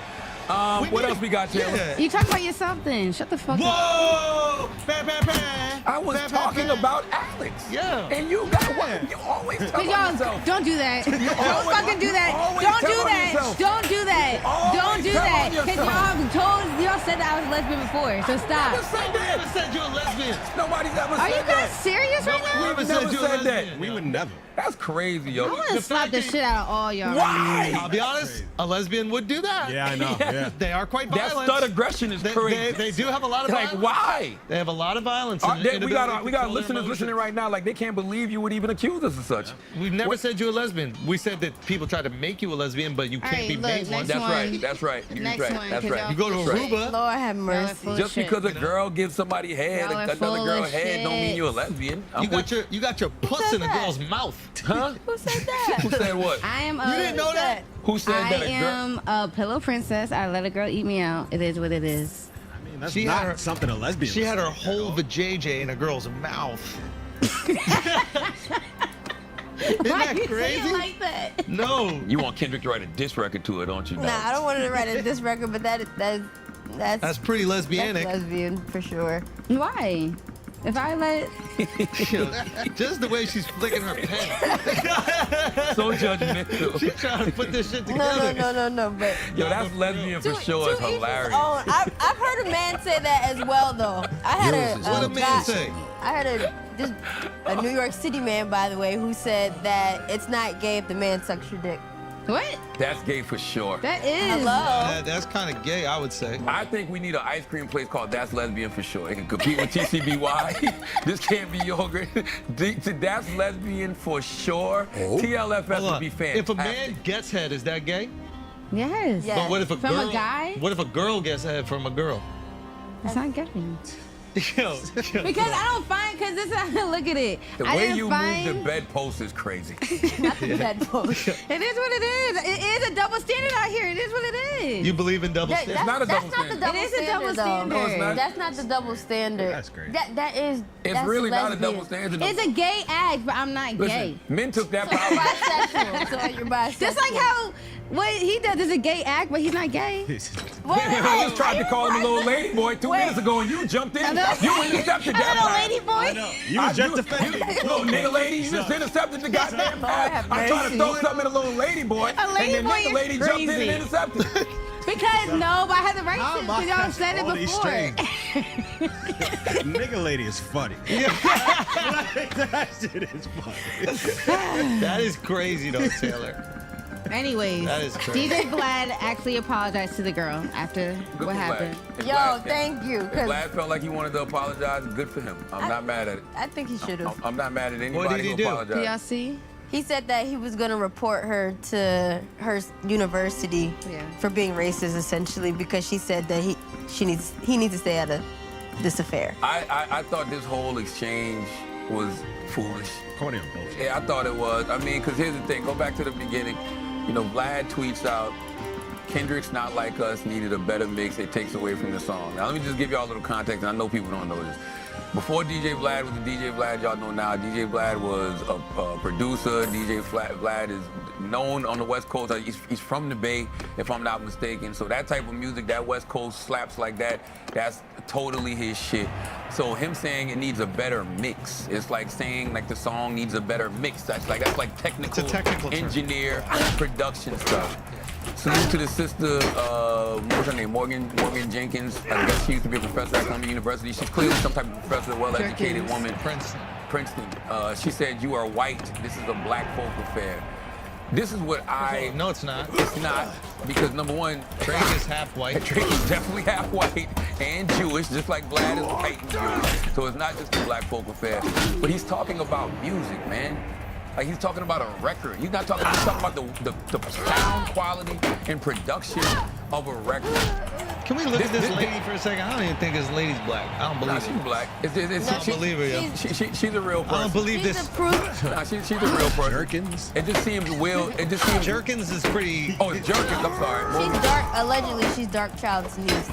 Oh yeah, Rodney Jerkins' niece. Yeah. So therefore, she's a producer, so she should understand production. But my whole thing is like, white. This is a black folk affair. Yeah, just don't turn. There's no need to turn this into a race issue. You're right. Like there's absolutely no need. And there's something else I want to talk about when it comes to hip hop. Do you know that 70% of hip hop consumers are white? You're welcome. Oh God. 70% is an actual factual number. You really are welcome. 70% of all hip hop consumers are white. So if we start telling white people to stay out of hip hop, people aren't the multi-millionaires that they are. They're not the billionaires that they are. I'll be honest. Hip hop don't have the cultural influence it has over the world without those 70% of white people. And if it's 70% white, it's really ours. No, that's not true. It is. You're like, a true American. No, it is ours. Like, no, y'all are the biggest should, consumers of it. Yeah, but y'all should really just keep your mouth shut about it. You're a true American. This is a white affair. That was very This is a white affair. This is not a black folk affair. I think her saying that was just because in the moment of Kendrick dropping Not Like Us, it was a victory lap, not only for Kendrick, but for the West Coast. And in a way, black people were just so hyped that her saying, like, we don't want to hear nothing negative about Kendrick. This is what I want. I understand. We're celebrating. I understand. This is some shit they teach at universities where, like, white people are synonymous with all the oppression that has happened in the world, and they've created this like intellectual justification for dehumanizing whiteness. So anybody that's white, you can just silence or tell to shut the fuck up. You learn these things at universities, and it's like an interesting like thought experiment on universities. She's speaking in a way to a group of people that she would never speak about a Chinese person in this way, or Asians in that way, or Indians in that way. So this is just like a symptom of like a larger problem. Schultz, relax. I'm not black, you know. I'm not black. But here's the thing. I will say this. I want people to remember who they are. And what I mean by that is Morgan Jerkins is a professor, or she was a professor at Princeton, but I'm sure she would probably want to have tenure somewhere else. I want somebody like her to remember who she is, and even if you see a statement like this from Vlad, keep that in your group chat. You're right. You don't have to say that. You don't have to say that on social media, because the only reason Vlad reacted like this to Morgan is because he sees that Morgan is somebody who has something to lose. That's why he can act, you know, Princeton. Yeah, he did some Karen shit. He did some Karen shit, and that's why people are really mad. This little conversation could have happened, and it would have been like a moment, but it wouldn't have been as much as a moment if people didn't feel like, look at him going against. But why are you mad? But why are we mad at Vlad for being Vlad? Both of them did some Karen shit. Vlad is a puncher bag. Yes. A puncher bag online. Everybody attacks him for being a vulture, whether or not you agree. But doesn't everybody do that to everybody that's half white or white within the culture? That happens to every day. Exactly. Yes, but I mean, because we've made it acceptable. I can understand him being a little sensitive to it when it happens to him. What Morgan should have started this off with the way she responded to when Vlad said, wait, so a professor at Princeton is telling me that a white person shouldn't be allowed to voice their opinion about hip-hop. Is that how you interact with your students? Morgan says, what I'm saying is, you put your opinion in the discussion that's not needed. This conversation is and should center black people, not you. Why? I mean, because she's a professor, she has to protect her interests. What I'm saying is, why should it center around black people? Oh, not him. He is a person that has dedicated his entire life to hip hop culture and music. He should be able to have an opinion on this. I don't disagree, especially being that all he's doing is talking about production. But the fact that she feels so confident What's the next to tell step? him to be quiet despite all of his... Well, that's just Twitter rhetoric. The whole "you are white, this is a black" thing. Yeah. That's literally you see that so much on Twitter. Like that's common Twitter rhetoric. Yeah. She's not a common person. That's why I don't want to see professors at high levels of education talking like regular Twitter people. But they teach this at high levels of education. That's how it enters Twitter. This is what's taught at the universities. This is no. It's not about whether you know or not. The intersectionality, these like philosophies that are taught in the universities have basically created a system where whiteness is an oppressive force, and it stands for this. All the historical pain, at least in the last, several hundred years, that non-white people have gone through. And any whiteness is responsible for it. Therefore, you can dehumanize people based on that whiteness. What university is I know. doing that? I've I never never sat had. through a class like that. Me neither. I mean, Ever. Have you- My Go to school college. is top 10 most diverse schools. They've never paid. I hear that narrative online. Right. But in actual education system, they're trying to remove African American history and the truth, period. I see narratives that you're talking about online, but I've You don't think that they teach about intersectionality in universities in America? I think they teach that, but I don't think the narrative that you're saying is This No, is in Florida, that is This is exactly an what they're doing. This is an and- extension of In intersectionality. Florida, what's the? No, at all the it's Ivies. slipping my mind. This is what they're teaching in all the Ivies. I know it's slipping my mind. What is it called though? Oh, what was it? No, The critical race theory. Yeah, all the people that are anti-critical race theory, that's one of their biggest things. I'll be honest with you, this even spills into the Israel-Palestine discussion because I think that a lot of people that are viewing it are viewing Jews because they only know Jews from Seinfeld. They think Stop all that, Jews are like strange. these white people, I and bid you they think peace. all Palestinians Peace are and brown delight. people. So they're looking at the discussion, a lot of people, I'm not saying everybody, but a lot of people, as this white oppressive force on an indigenous brown people. What they don't realize is that there are Jews that are from this area that are also brown. There are Jews from Yemen. There are Jews from Morocco. There are Jews from all these different. They are brown. They're black Jews that are also in Israel as well. But when you view it through this lens, and this type of philosophy is taught at the university level in America, and I'm sure in the West in general, when you view it through the lens as white colonizer and brown oppressed person, of course you're going to vilify the white person because that's what you've been taught. That whiteness is essentially bad and responsible for your pain. Listen, I'm all for vilifying white people when necessary. This isn't one of those times. This isn't the time. Like, there was no need to vilify Vlad in this moment, And then she says, semester's over, my contract has been completed, but thanks for trying to bully me out of a job for centering black people because you got your feelings hurt. Very retaliatory, nice tactic. Well, some could say you tried to bully Vlad out of his opinion. Of course. You know what I mean? By pulling the white card. He overdid it, but what she did was corny. And listen, and I'm with you, but we gotta stop saying people overdid it, and I'll tell you why.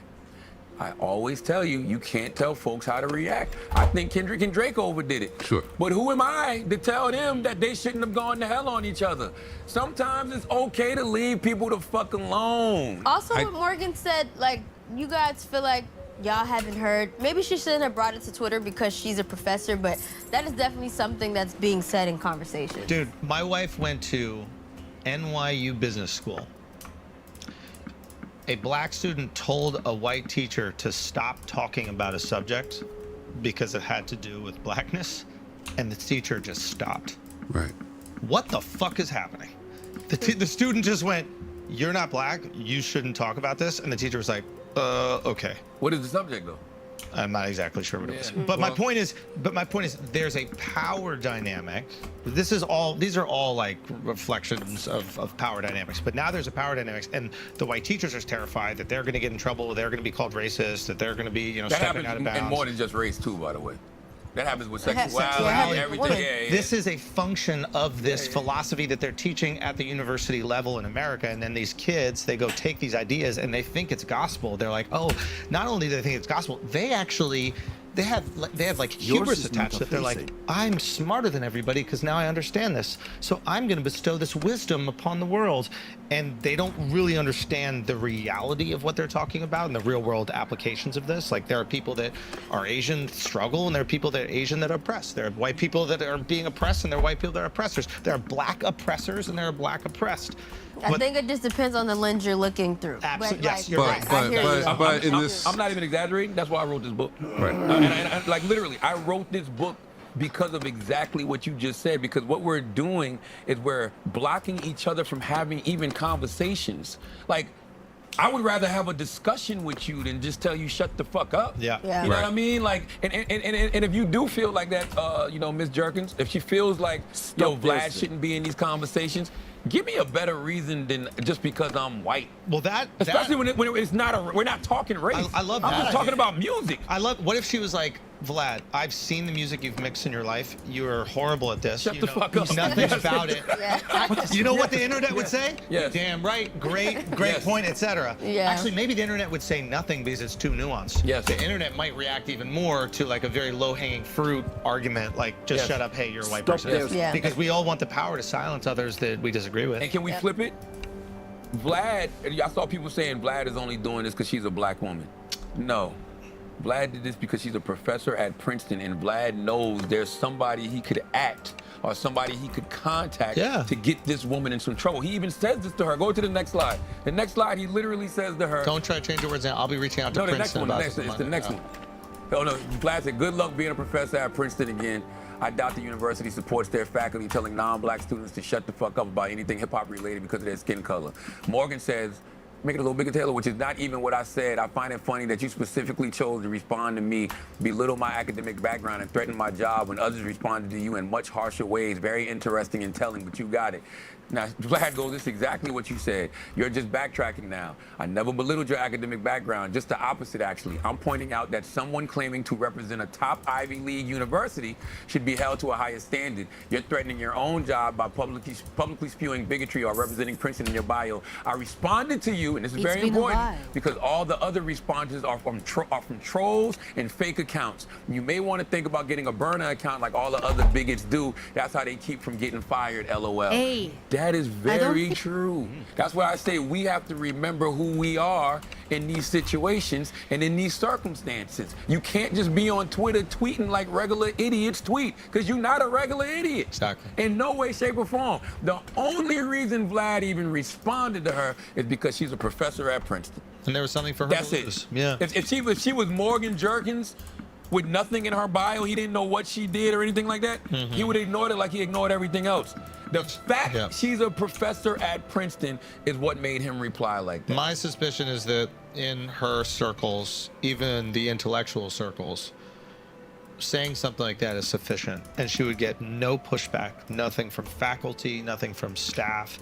And when you're around and surrounded by that type of, I wouldn't even call Peace it to you, straight. intellectual community, that type of like almost sycophantic community or fearful community, of course you get the courage to go and message someone that on a public platform that will exist forever. Like, you have to have a level of delusion to think that's okay. Like, I think she was just excited. But a lack of understanding of history too. Yeah. I mean, I can tell you as someone who was around for the beginning of hip hop, what did every hip hop artist and label want in the first 10 years of hip hop? Badly. Good music, production, good mixes. And Beastie Boys? white fans. Oh yeah, listen. White audience. 70%. That was the biggest struggle, was to find a crowd. They wanted the rock audience. Rock dominated the cultural landscape. Everything Run DMC did in the beginning, if you go back and watch the videos for Rock Box, King of Rock, little blonde kids winking and smiling, and it was all to try to encourage white people to listen to the music and come to the music. That was the entire strategy. Look at this, man. Yours is not this abstract. This I think is the study called abstract. I'm not sure. So it's like, hey, we want the white dollar, but shut up about your opinions. Once I buy it, I got an opinion. You got an opinion. If it's a restaurant and I eat the food and I go, well, I would actually shut up, white boy. What the fuck is going on over here? I bought the If you food. go to a Jamaican spot, they do that to everybody, to be fair. But they're By the way, offenders. the ruder people are in the Jamaican spot, the better the food, because they know what time it is. Look at this. This study explored why young white suburban adults are consumers and fans of hip hop music, considering it is a black cultural art form that is specific to African Americans. While the hip hop music industry is predominantly black, studies consistently show that over 70% of its consumers are white. So listen, I'm not mad at Professor Jerkins for saying, hey, the customer is not always right. Okay? But they are the customer. They are the customer. And they can have an opinion. My biggest thing is it had nothing to do with race. There was nothing. It had nothing to do with race. It was about a mix. It had nothing to do with race in any way, shape, Well, or I think form. at the core of it had nothing to do with race, but people definitely felt a way about the you always rapping like you trying to free the slaves bar and having his white mom intro the record with her. What's that got to do with Vlad? Blame Kendrick for all no, this.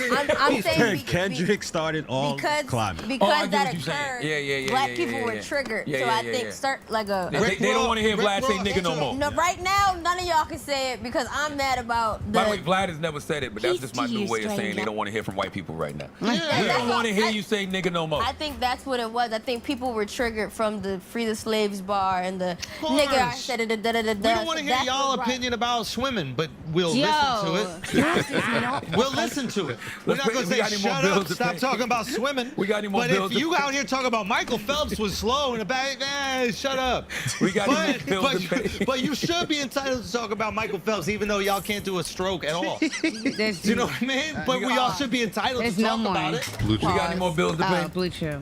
Blue Chew. Do a Blue Chew show. I got you. Let's come back and do some Ask It Idiots. Blue Chew and stop saying nigga. Whoa, I never said that. I don't know, at the 50 Cent concert. I never said it. I didn't mouth it either, but I was trying really hard. What is your I don't know name, what you stranger? heard about me. This is fun. Now, this is the funniest meme ever. But, what was it? Jonathan Majors hearing everything Drake said about Kendrick and him still have a rap career. John Major's like, y'all gotta switch it up. Oh my God. That is terrible. Jonathan Majors like, what? What is going Drake on? said Kendrick is fucking white girls and beating his wife.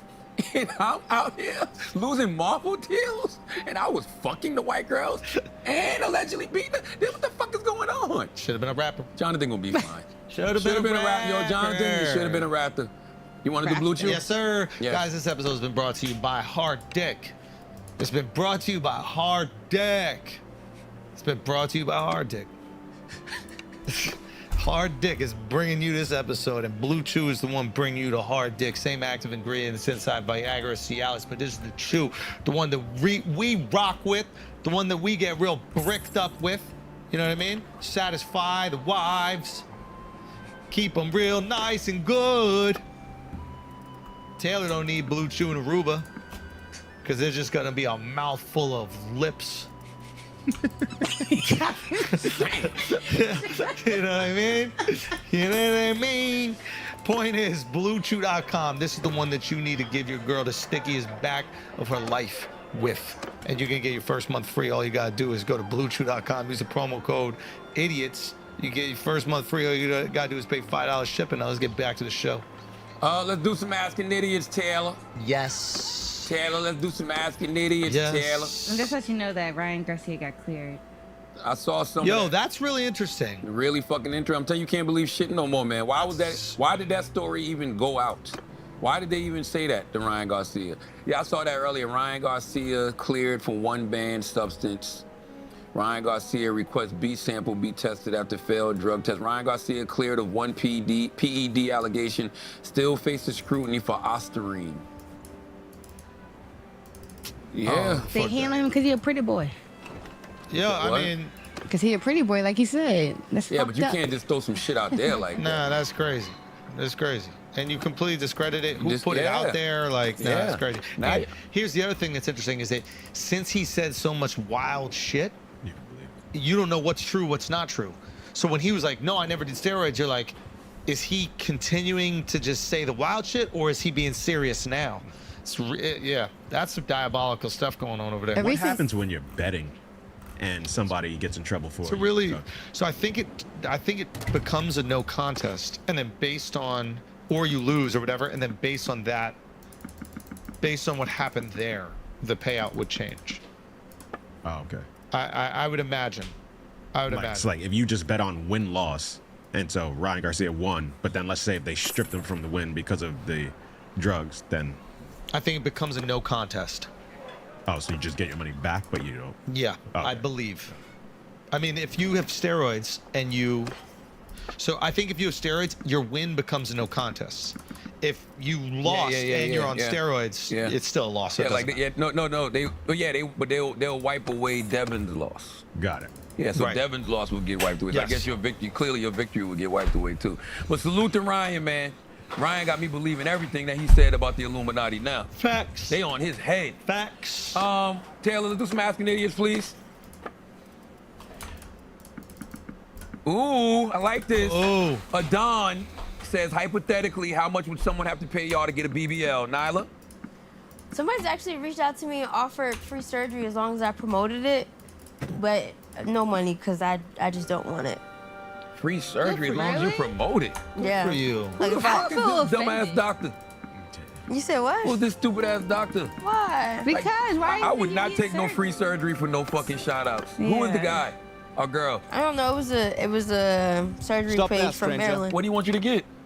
They said check out our services, whatever you're interested. Let's have a consultation, but they want me to document the procedure. You looked? No. No. Fucking looked, yo. Hey, what? What were you thinking? Some things don't seem as traumatic as others. Like what? Peace to you. The ab situation doesn't seem traumatic. Abs? Yeah, the abs. Like Drake's. You want Kendrick to write a record about Drake you. said he got stomach issues from that.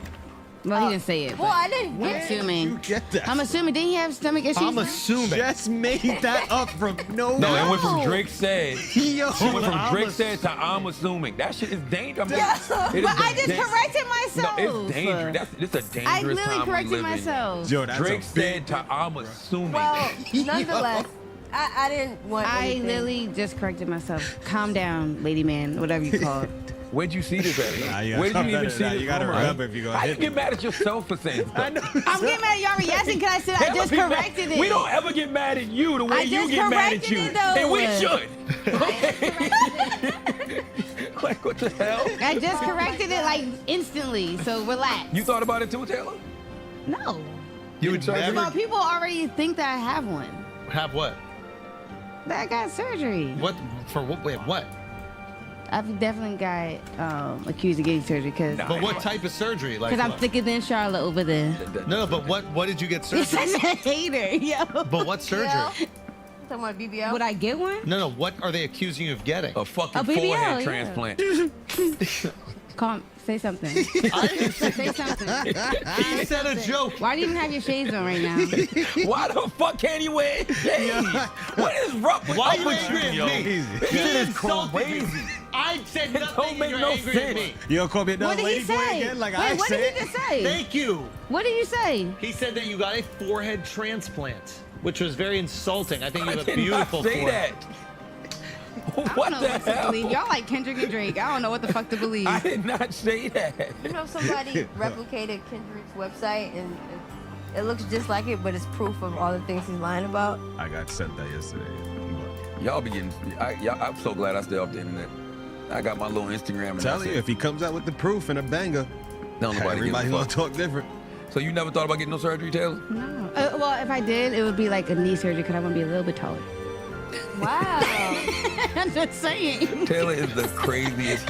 I mean, it's like She didn't say that. Hold on. We need to stop right now. she's not. Yo, God, she's not trying. This is real. This is really who she is. No. We know exactly what's going on right now, and we're all just trying to address it. Taylor thinks that someone's height comes from their knees. This is great. I didn't say that. That's exactly what No, the it's fuck not. you said. I didn't say that. What did you She say? gonna get mad at you again for telling her what she didn't say. You just said that, Taylor. I didn't say I think it comes from the knees. I'm just saying. You said I would get a knee surgery. But no, you know what? No, let her go to the doctor and tell the doctor she wants to be taller, so she needs the knee surgery. Can you get these ACLs out of here? If that's what she believes, let her believe it. Okay, the doctor will tell her otherwise. I don't like how you're touching your laptop right now. Yeah, because you know I'm about to smack the shit. Why you so violent? Crazy. God damn. How you mad? I'm still mad at you from earlier, Shy. But for what? Talk about my mom. Whoa. Wait, not the mama jokes. I did not talk about your mama. See, you just be forgetting now. All What right. I said about No mama? doubt.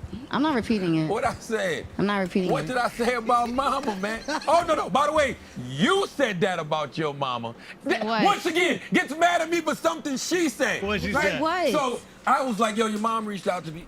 And You know just what I'm saying? lying. Stop fucking lying, because my mom don't fucking reach out to you. Yo, you're freaking. Like, you're pissing me the fuck off like this. You don't got a fucking marriage. Calm the fuck I down. didn't say anything. All I said was she reached out to me, told me she had a good time That at the shit's a festival. no. That's it. That's Blah, not the blah, blah. fuck happened. So then Taylor goes, okay, my but mom, just 'cause she goes, you know what, I'm not going to tell you. know. I go, what? She goes, Anyway. my mom says, why Charlamagne think he always get first dibs on my pie? That's not how she said it. That's what like, why do you keep said. saying it like No, that? that's what you That's said. not how I So how said you mad it, at though. That's me? not how I said it. And all I did was smile. Keep like, your tone. yeah. That's not how I said it. All I did was smile, like, yeah.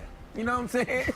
Oh, I can't wait till my dad sees you again. I'm gonna tell him to knock you the fuck out. I'm gonna tell you to knock you the What fuck have I done here? I'm gonna tell him to knock you the fuck out. What 'Cause you have got me I fucked done up. here? Taylor, I don't understand how you been on this podcast so long. bro. And you still be jumping out the window. I don't care. Comments done and nothing. getting mad. You should be used to this. No, it's just, I'm never gonna get used to him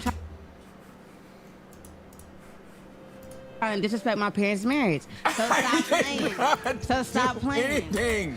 No I doubt. haven't said nothing. No doubt. All I heard is that he likes Taylor can do a pie. diss record to herself. Taylor's the type to start writing a diss record about somebody else, and at the end you be like, I'm short from Philly. You know what I'm saying? Got beat by Andrew Schultz in the track meet. You know what I mean? And then she'll rap it in the booth, listen back to it and be like, yo, fuck Taylor, yo. You know what I'm saying? But then title it Charlamagne diss. Oh my God. This girl is insane. Mr. McScruff. Hey. I don't want to, because Taylor did tell me one time, she said, she's like, do you know why black people are so tall? I was like, why? And then she was like, because they're Negroes.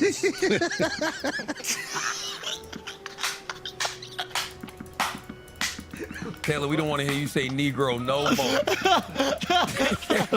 Taylor, we don't want to hear you say Negro. That's the whole no street joke. more. That's the whole street joke. But the It's time a joke. It's crazy.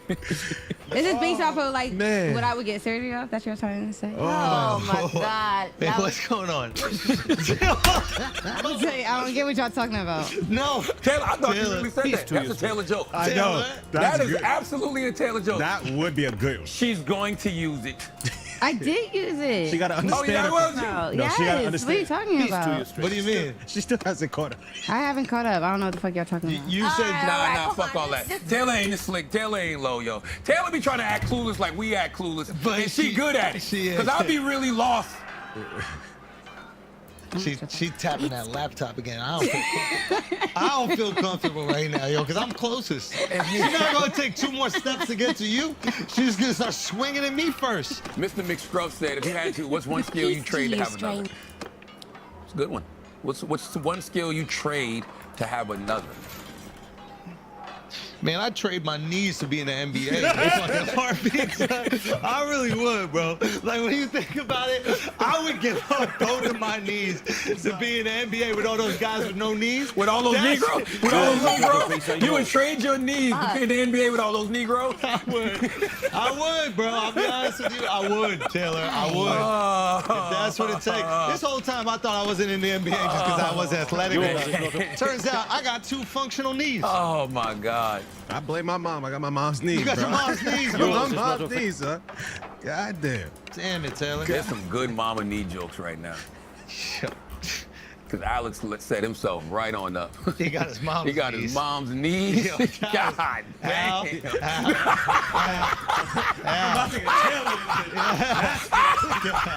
That's crazy.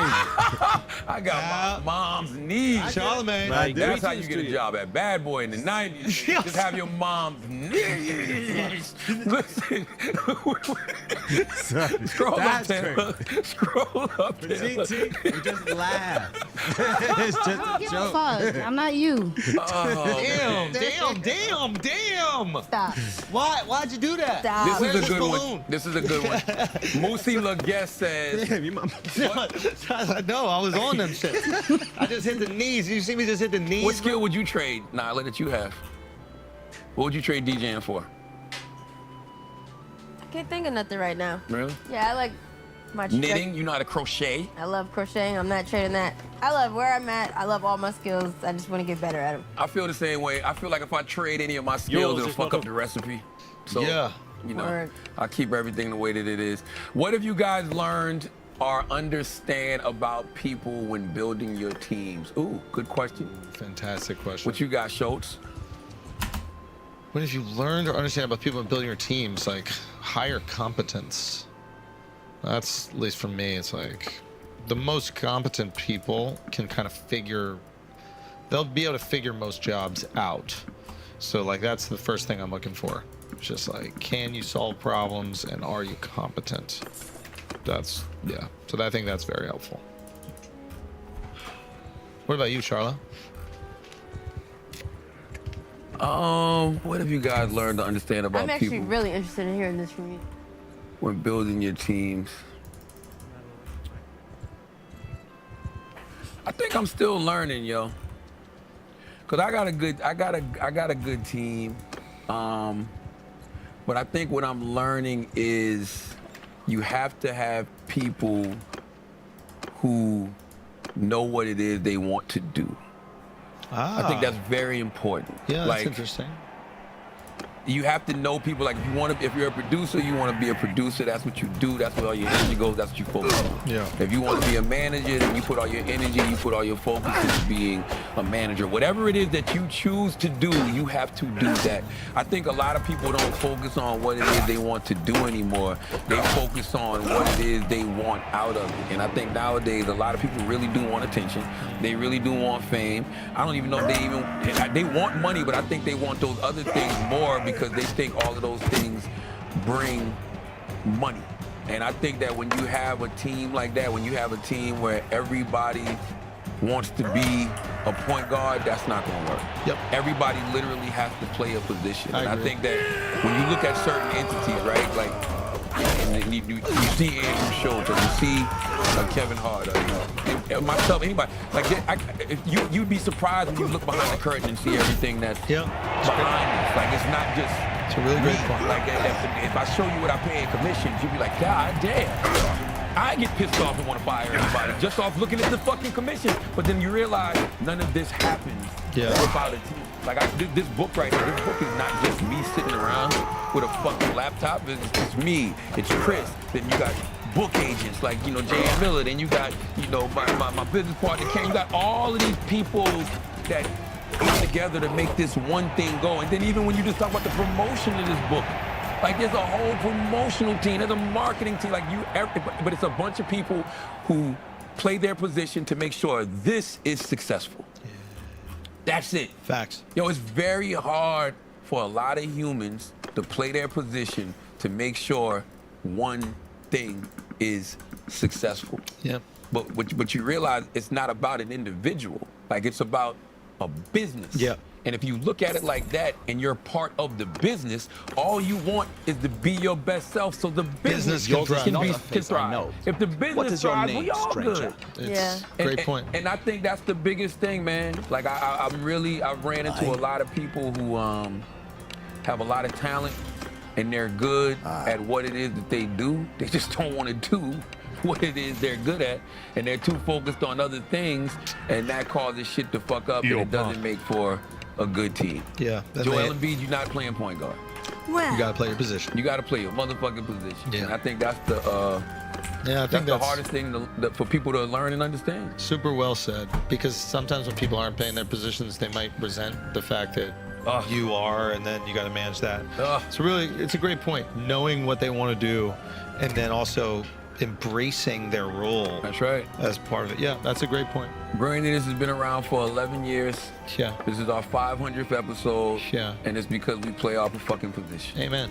You know what And I'm we saying? enjoy it. We Like, it is enjoy a it. fun process. Man, this is other than Breakfast Club, this is like the most consistent thing I've done all the time for the last 11 years. Same.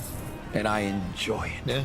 I enjoy coming here and doing what it is that we do. Yeah. And I mean, that's it. All I got to do is show up, but I'm not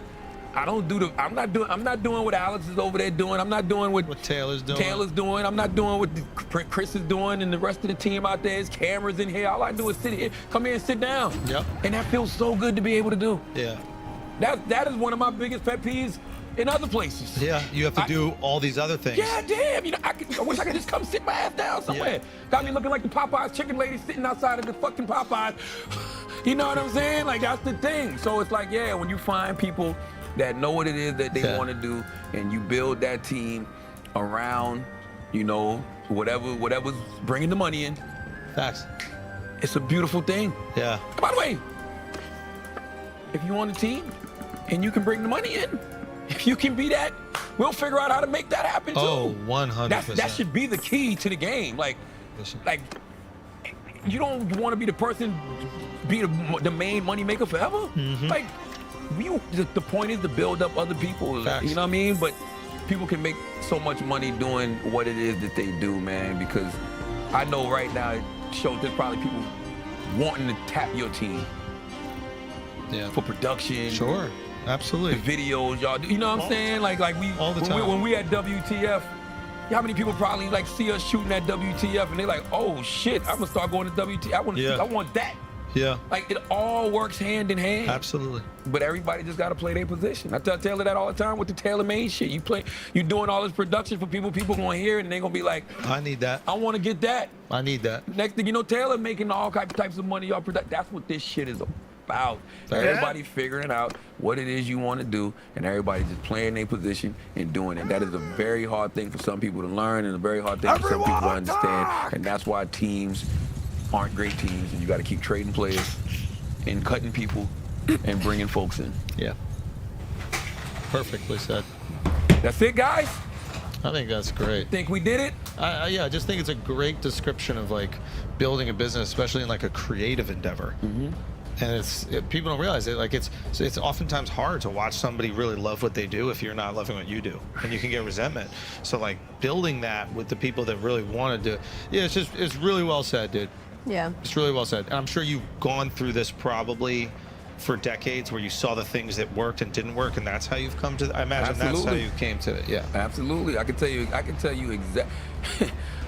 exactly why people don't get to where they need to be. Why? But the sad part is you don't like there can be somebody who's so talented, you can, start doing business with them or put them on the team, and then you ever been around somebody and you see how talented they are?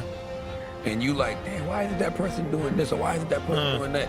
And then you put them on the team and you realize why.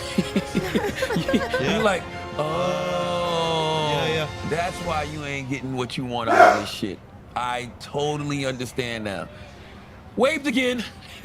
Now you're a free agent. Yeah. You know what I'm saying? You got your shot, though. You got your shot. Yeah. You got your shot. You got your shot. As always, thank you, man. Thank you to the listeners, man. 500 episodes. Crazy. 11 years in this game. We continue to grow. Shows just sold out the Garden Yo, twice. thank you guys so much to everybody who came and everybody Man. who just said congratulations and who's just been part of this journey, and it just really means a lot. That was my dream in comedy, man. Inspiring Everything else people, after bro. this is icing on the cake, but yeah, it just made my whole career, man. So it just really feels awesome. You're inspiring people, bro. I'm super inspired. Good. Like highly, highly, highly, highly inspired, because you got it out the motherfucking mud. I had help from good friends like you, man. Man, you the reason I don't believe in white privilege, really, to be honest with you. I'm glad I could do that for you. I'm genuinely glad I could do that for you. I'm like, I don't know, man. Andrew worked too hard. Andrew worked a little too hard. I'm not sure. Maybe a little white privilege. Not sure in I get- Manhattan. Maybe somewhere else. I don't know.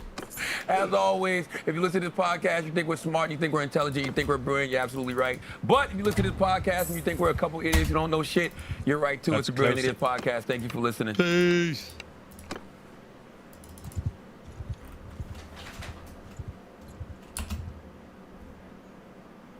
So, Fox News, Charlamagne the God blames the media for division, says voters can choose crooks, cowards, or the couch. The Daily Beast, Charlamagne the God won't come out for Biden after getting burned with 2020 endorsement.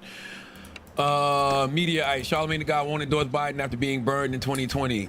Calls Republicans crooks and Democrats cowards. New York Post, Charlamagne the God takes shots at the media, calls Republicans crooks and Democrats cowards. So that's all true.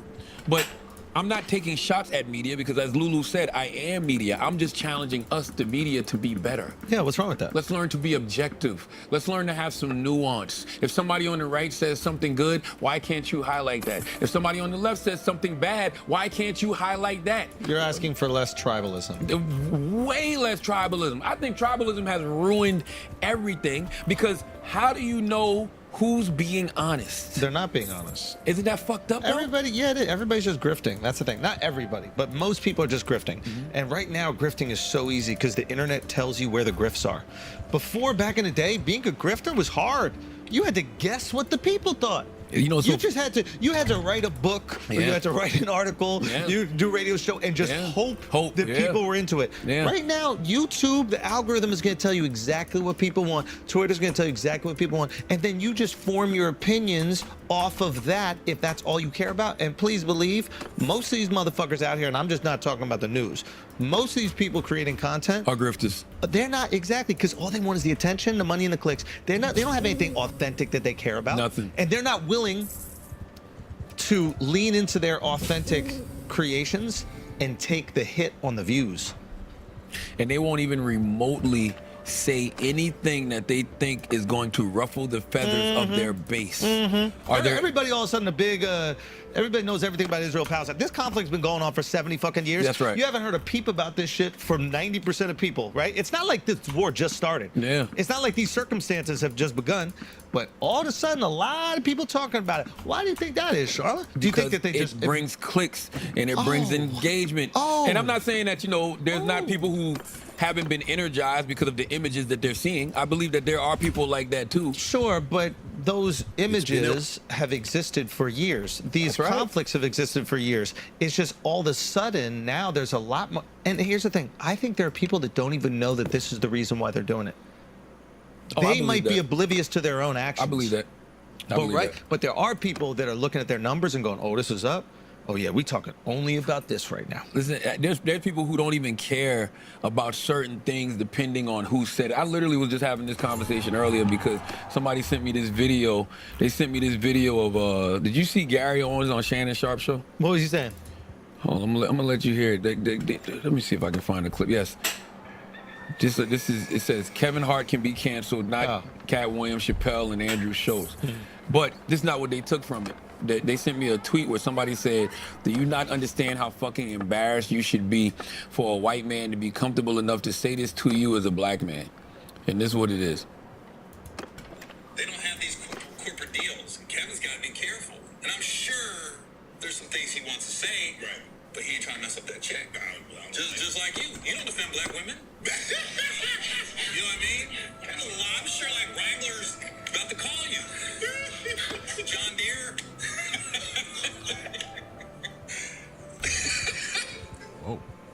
What do you want, Alex? Tell me what you want for. I need to know what you want. Maybe I'm missing it. I'm not Mr. Sensitivity over here, so I don't know.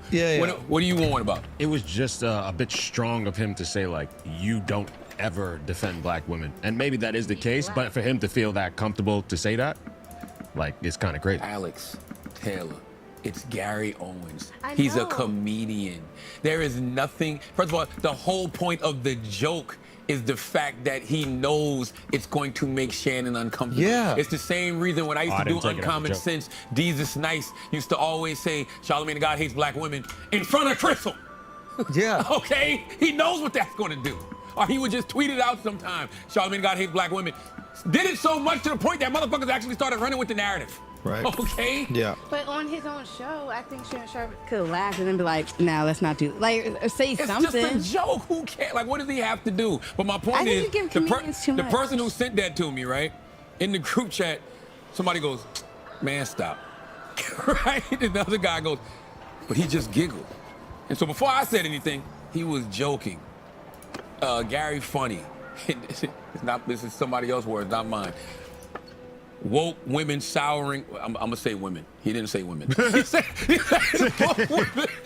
woke women souring on Unc, and that's cool because they don't like none of us anyway. And so I go, it's a joke. What was Shannon supposed to do? And then I said, all those woke people on Twitter been lost their minds. Worst people to follow or listen to, but so many people care about what they think, and that's why folks be on podcasts and TV sounding crazy because they be pandering to them. And that's literally what it is. There's no reason for that to upset anybody. You gotta know Gary Owens Also, is joking. Gary is probably making a joke about what's happening on the internet. Yes. That's what I say. Like he's taking internet sentiment and he's just making light of it to Shannon. He doesn't really believe it. Because who's been on Shannon's ass the past couple of weeks about not protecting I guess that's it. black women. So so this is Gary's way of going, hey, I'm paying attention to what's happening on the internet. I'm paying attention to your world. It's almost his way of like patting him on the back. Like, I'm not just here as somebody who's doing an interview. I'm a fan of the I'm show. a fan of you Yes. and what's going on in your life. And it's a good And that's why joke. I'm sure Shannon laughed, because it's not just, oh, he's insulting me. He's like, oh shit, he's been following what I've been going through. Yeah. But there is a little truth in the joke. No, it's not. It's no truth in the Why joke. you say that? Why is there truth in the joke? Well, let's Al. What is the truth? So we don't expect everybody to be civil rights activists, but Shannon isn't really the type that really stands up for social causes. So it's like he's just like, and that's perfectly fine. But I think Gary was pointing that out, and there was a little truth in that. What social cause did he not step up for black women? I mean, he's taken a lot of heat from black women from the Amanda Seales episode. That's the only one. I was gonna say like That's literally the only one. But what? And it's one person You didn't see saying what that. happened? Nobody ever had that narrative about Shannon before that. This is a brand ever. new. Monique was just on there having a ball. Yeah. You know, and everybody was like, yo, shout out to Shannon for giving Monique a platform. Also, when and Cat letting Williams Monique express herself. When Cat Williams was talking shit about all the other comics, was there the narrative out there that Shannon doesn't stand up for black men? Yeah. Exactly. Like, it's just what I'm saying is, like, this is a perfect example. There are groups of people on the internet, right? And their currency is a feeling or a sentiment, right? It's not just these women who are like, you're not standing up for black women. There's tons of different people out there. And the currency is, you're not, in this specific group, it's you don't stand up for black women. There are people out there whose currency are conservatives are getting canceled, right? That's their currency. And they wake up every morning and they go, how are conservatives getting canceled today? Fox News wakes up every morning and they're like, how can we justify our point of view, especially from the other side? Oh, the biggest guy in hip-hop media is saying things that we might agree with? Academics. You know what I'm saying? They're taking you either in context or out of context, and they're like, let's go do it. Same thing's happening here. There are people on the internet. Their currency is black women are not being stood up for. They get the most clicks. They get the most views. They get the most money because they can monetize the videos that they put out about it. So they find the most poppin' podcast on the planet. They take excerpts out, and they create this narrative, and they cash that shit out. They go to the bank. But maybe I didn't have enough context. I thought he was getting at the point of just making a comparison why Kevin Hart has to watch what he says, because it's like, hey, you have a lot of big sponsors, so you don't really speak out against certain issues because you don't want to alienate any community. Same way like how Drake is getting shit because he's never spoken out because he doesn't want to alienate any Alex, community. you're making sense, but the problem is Gary wasn't making sense, and he wasn't making sense on purpose because that's not a social cause. Like he was conflating two different things. That was just a joke to throw out He's there. just making a joke. It was a fucking grenade. Just to fuck with Shannon. Yeah. You don't protect black women. And everybody jumped. Oh my God. Y'all jumped when y'all heard it. Yeah. Because when you just say that line, you don't protect black women. That's it. It could have been about anything. I personally didn't if even you say know that to me was a right now, I was like, narrative ouch. If Shannon Sharp said, man, that Caitlin Clark girl is really good, Gary could have also went, you would think she's good because you don't protect black women. Yes. It's the same joke. Oh, you don't think Angel Reese is good? Why Angel Reese can't be good? Yeah. Like, what the fuck? What does that have to do with the other? That's it. Listen, Jesus was ahead of his time. Jesus He was, used to cook me with oh my God. And I'd be like, why the fuck is Jesus saying this shit? But he was saying this shit way back when, because he knew how to get that goddamn pot riled Oh, up. yeah. And my dumb ass went in like, yeah, let's do this just to make this to be fun. Just piss Crystal off. Yeah, Say yeah. wild, crazy shit. Like, nope. No. Then that shit became real. That's what happened. Narratives become real. People start believing this shit.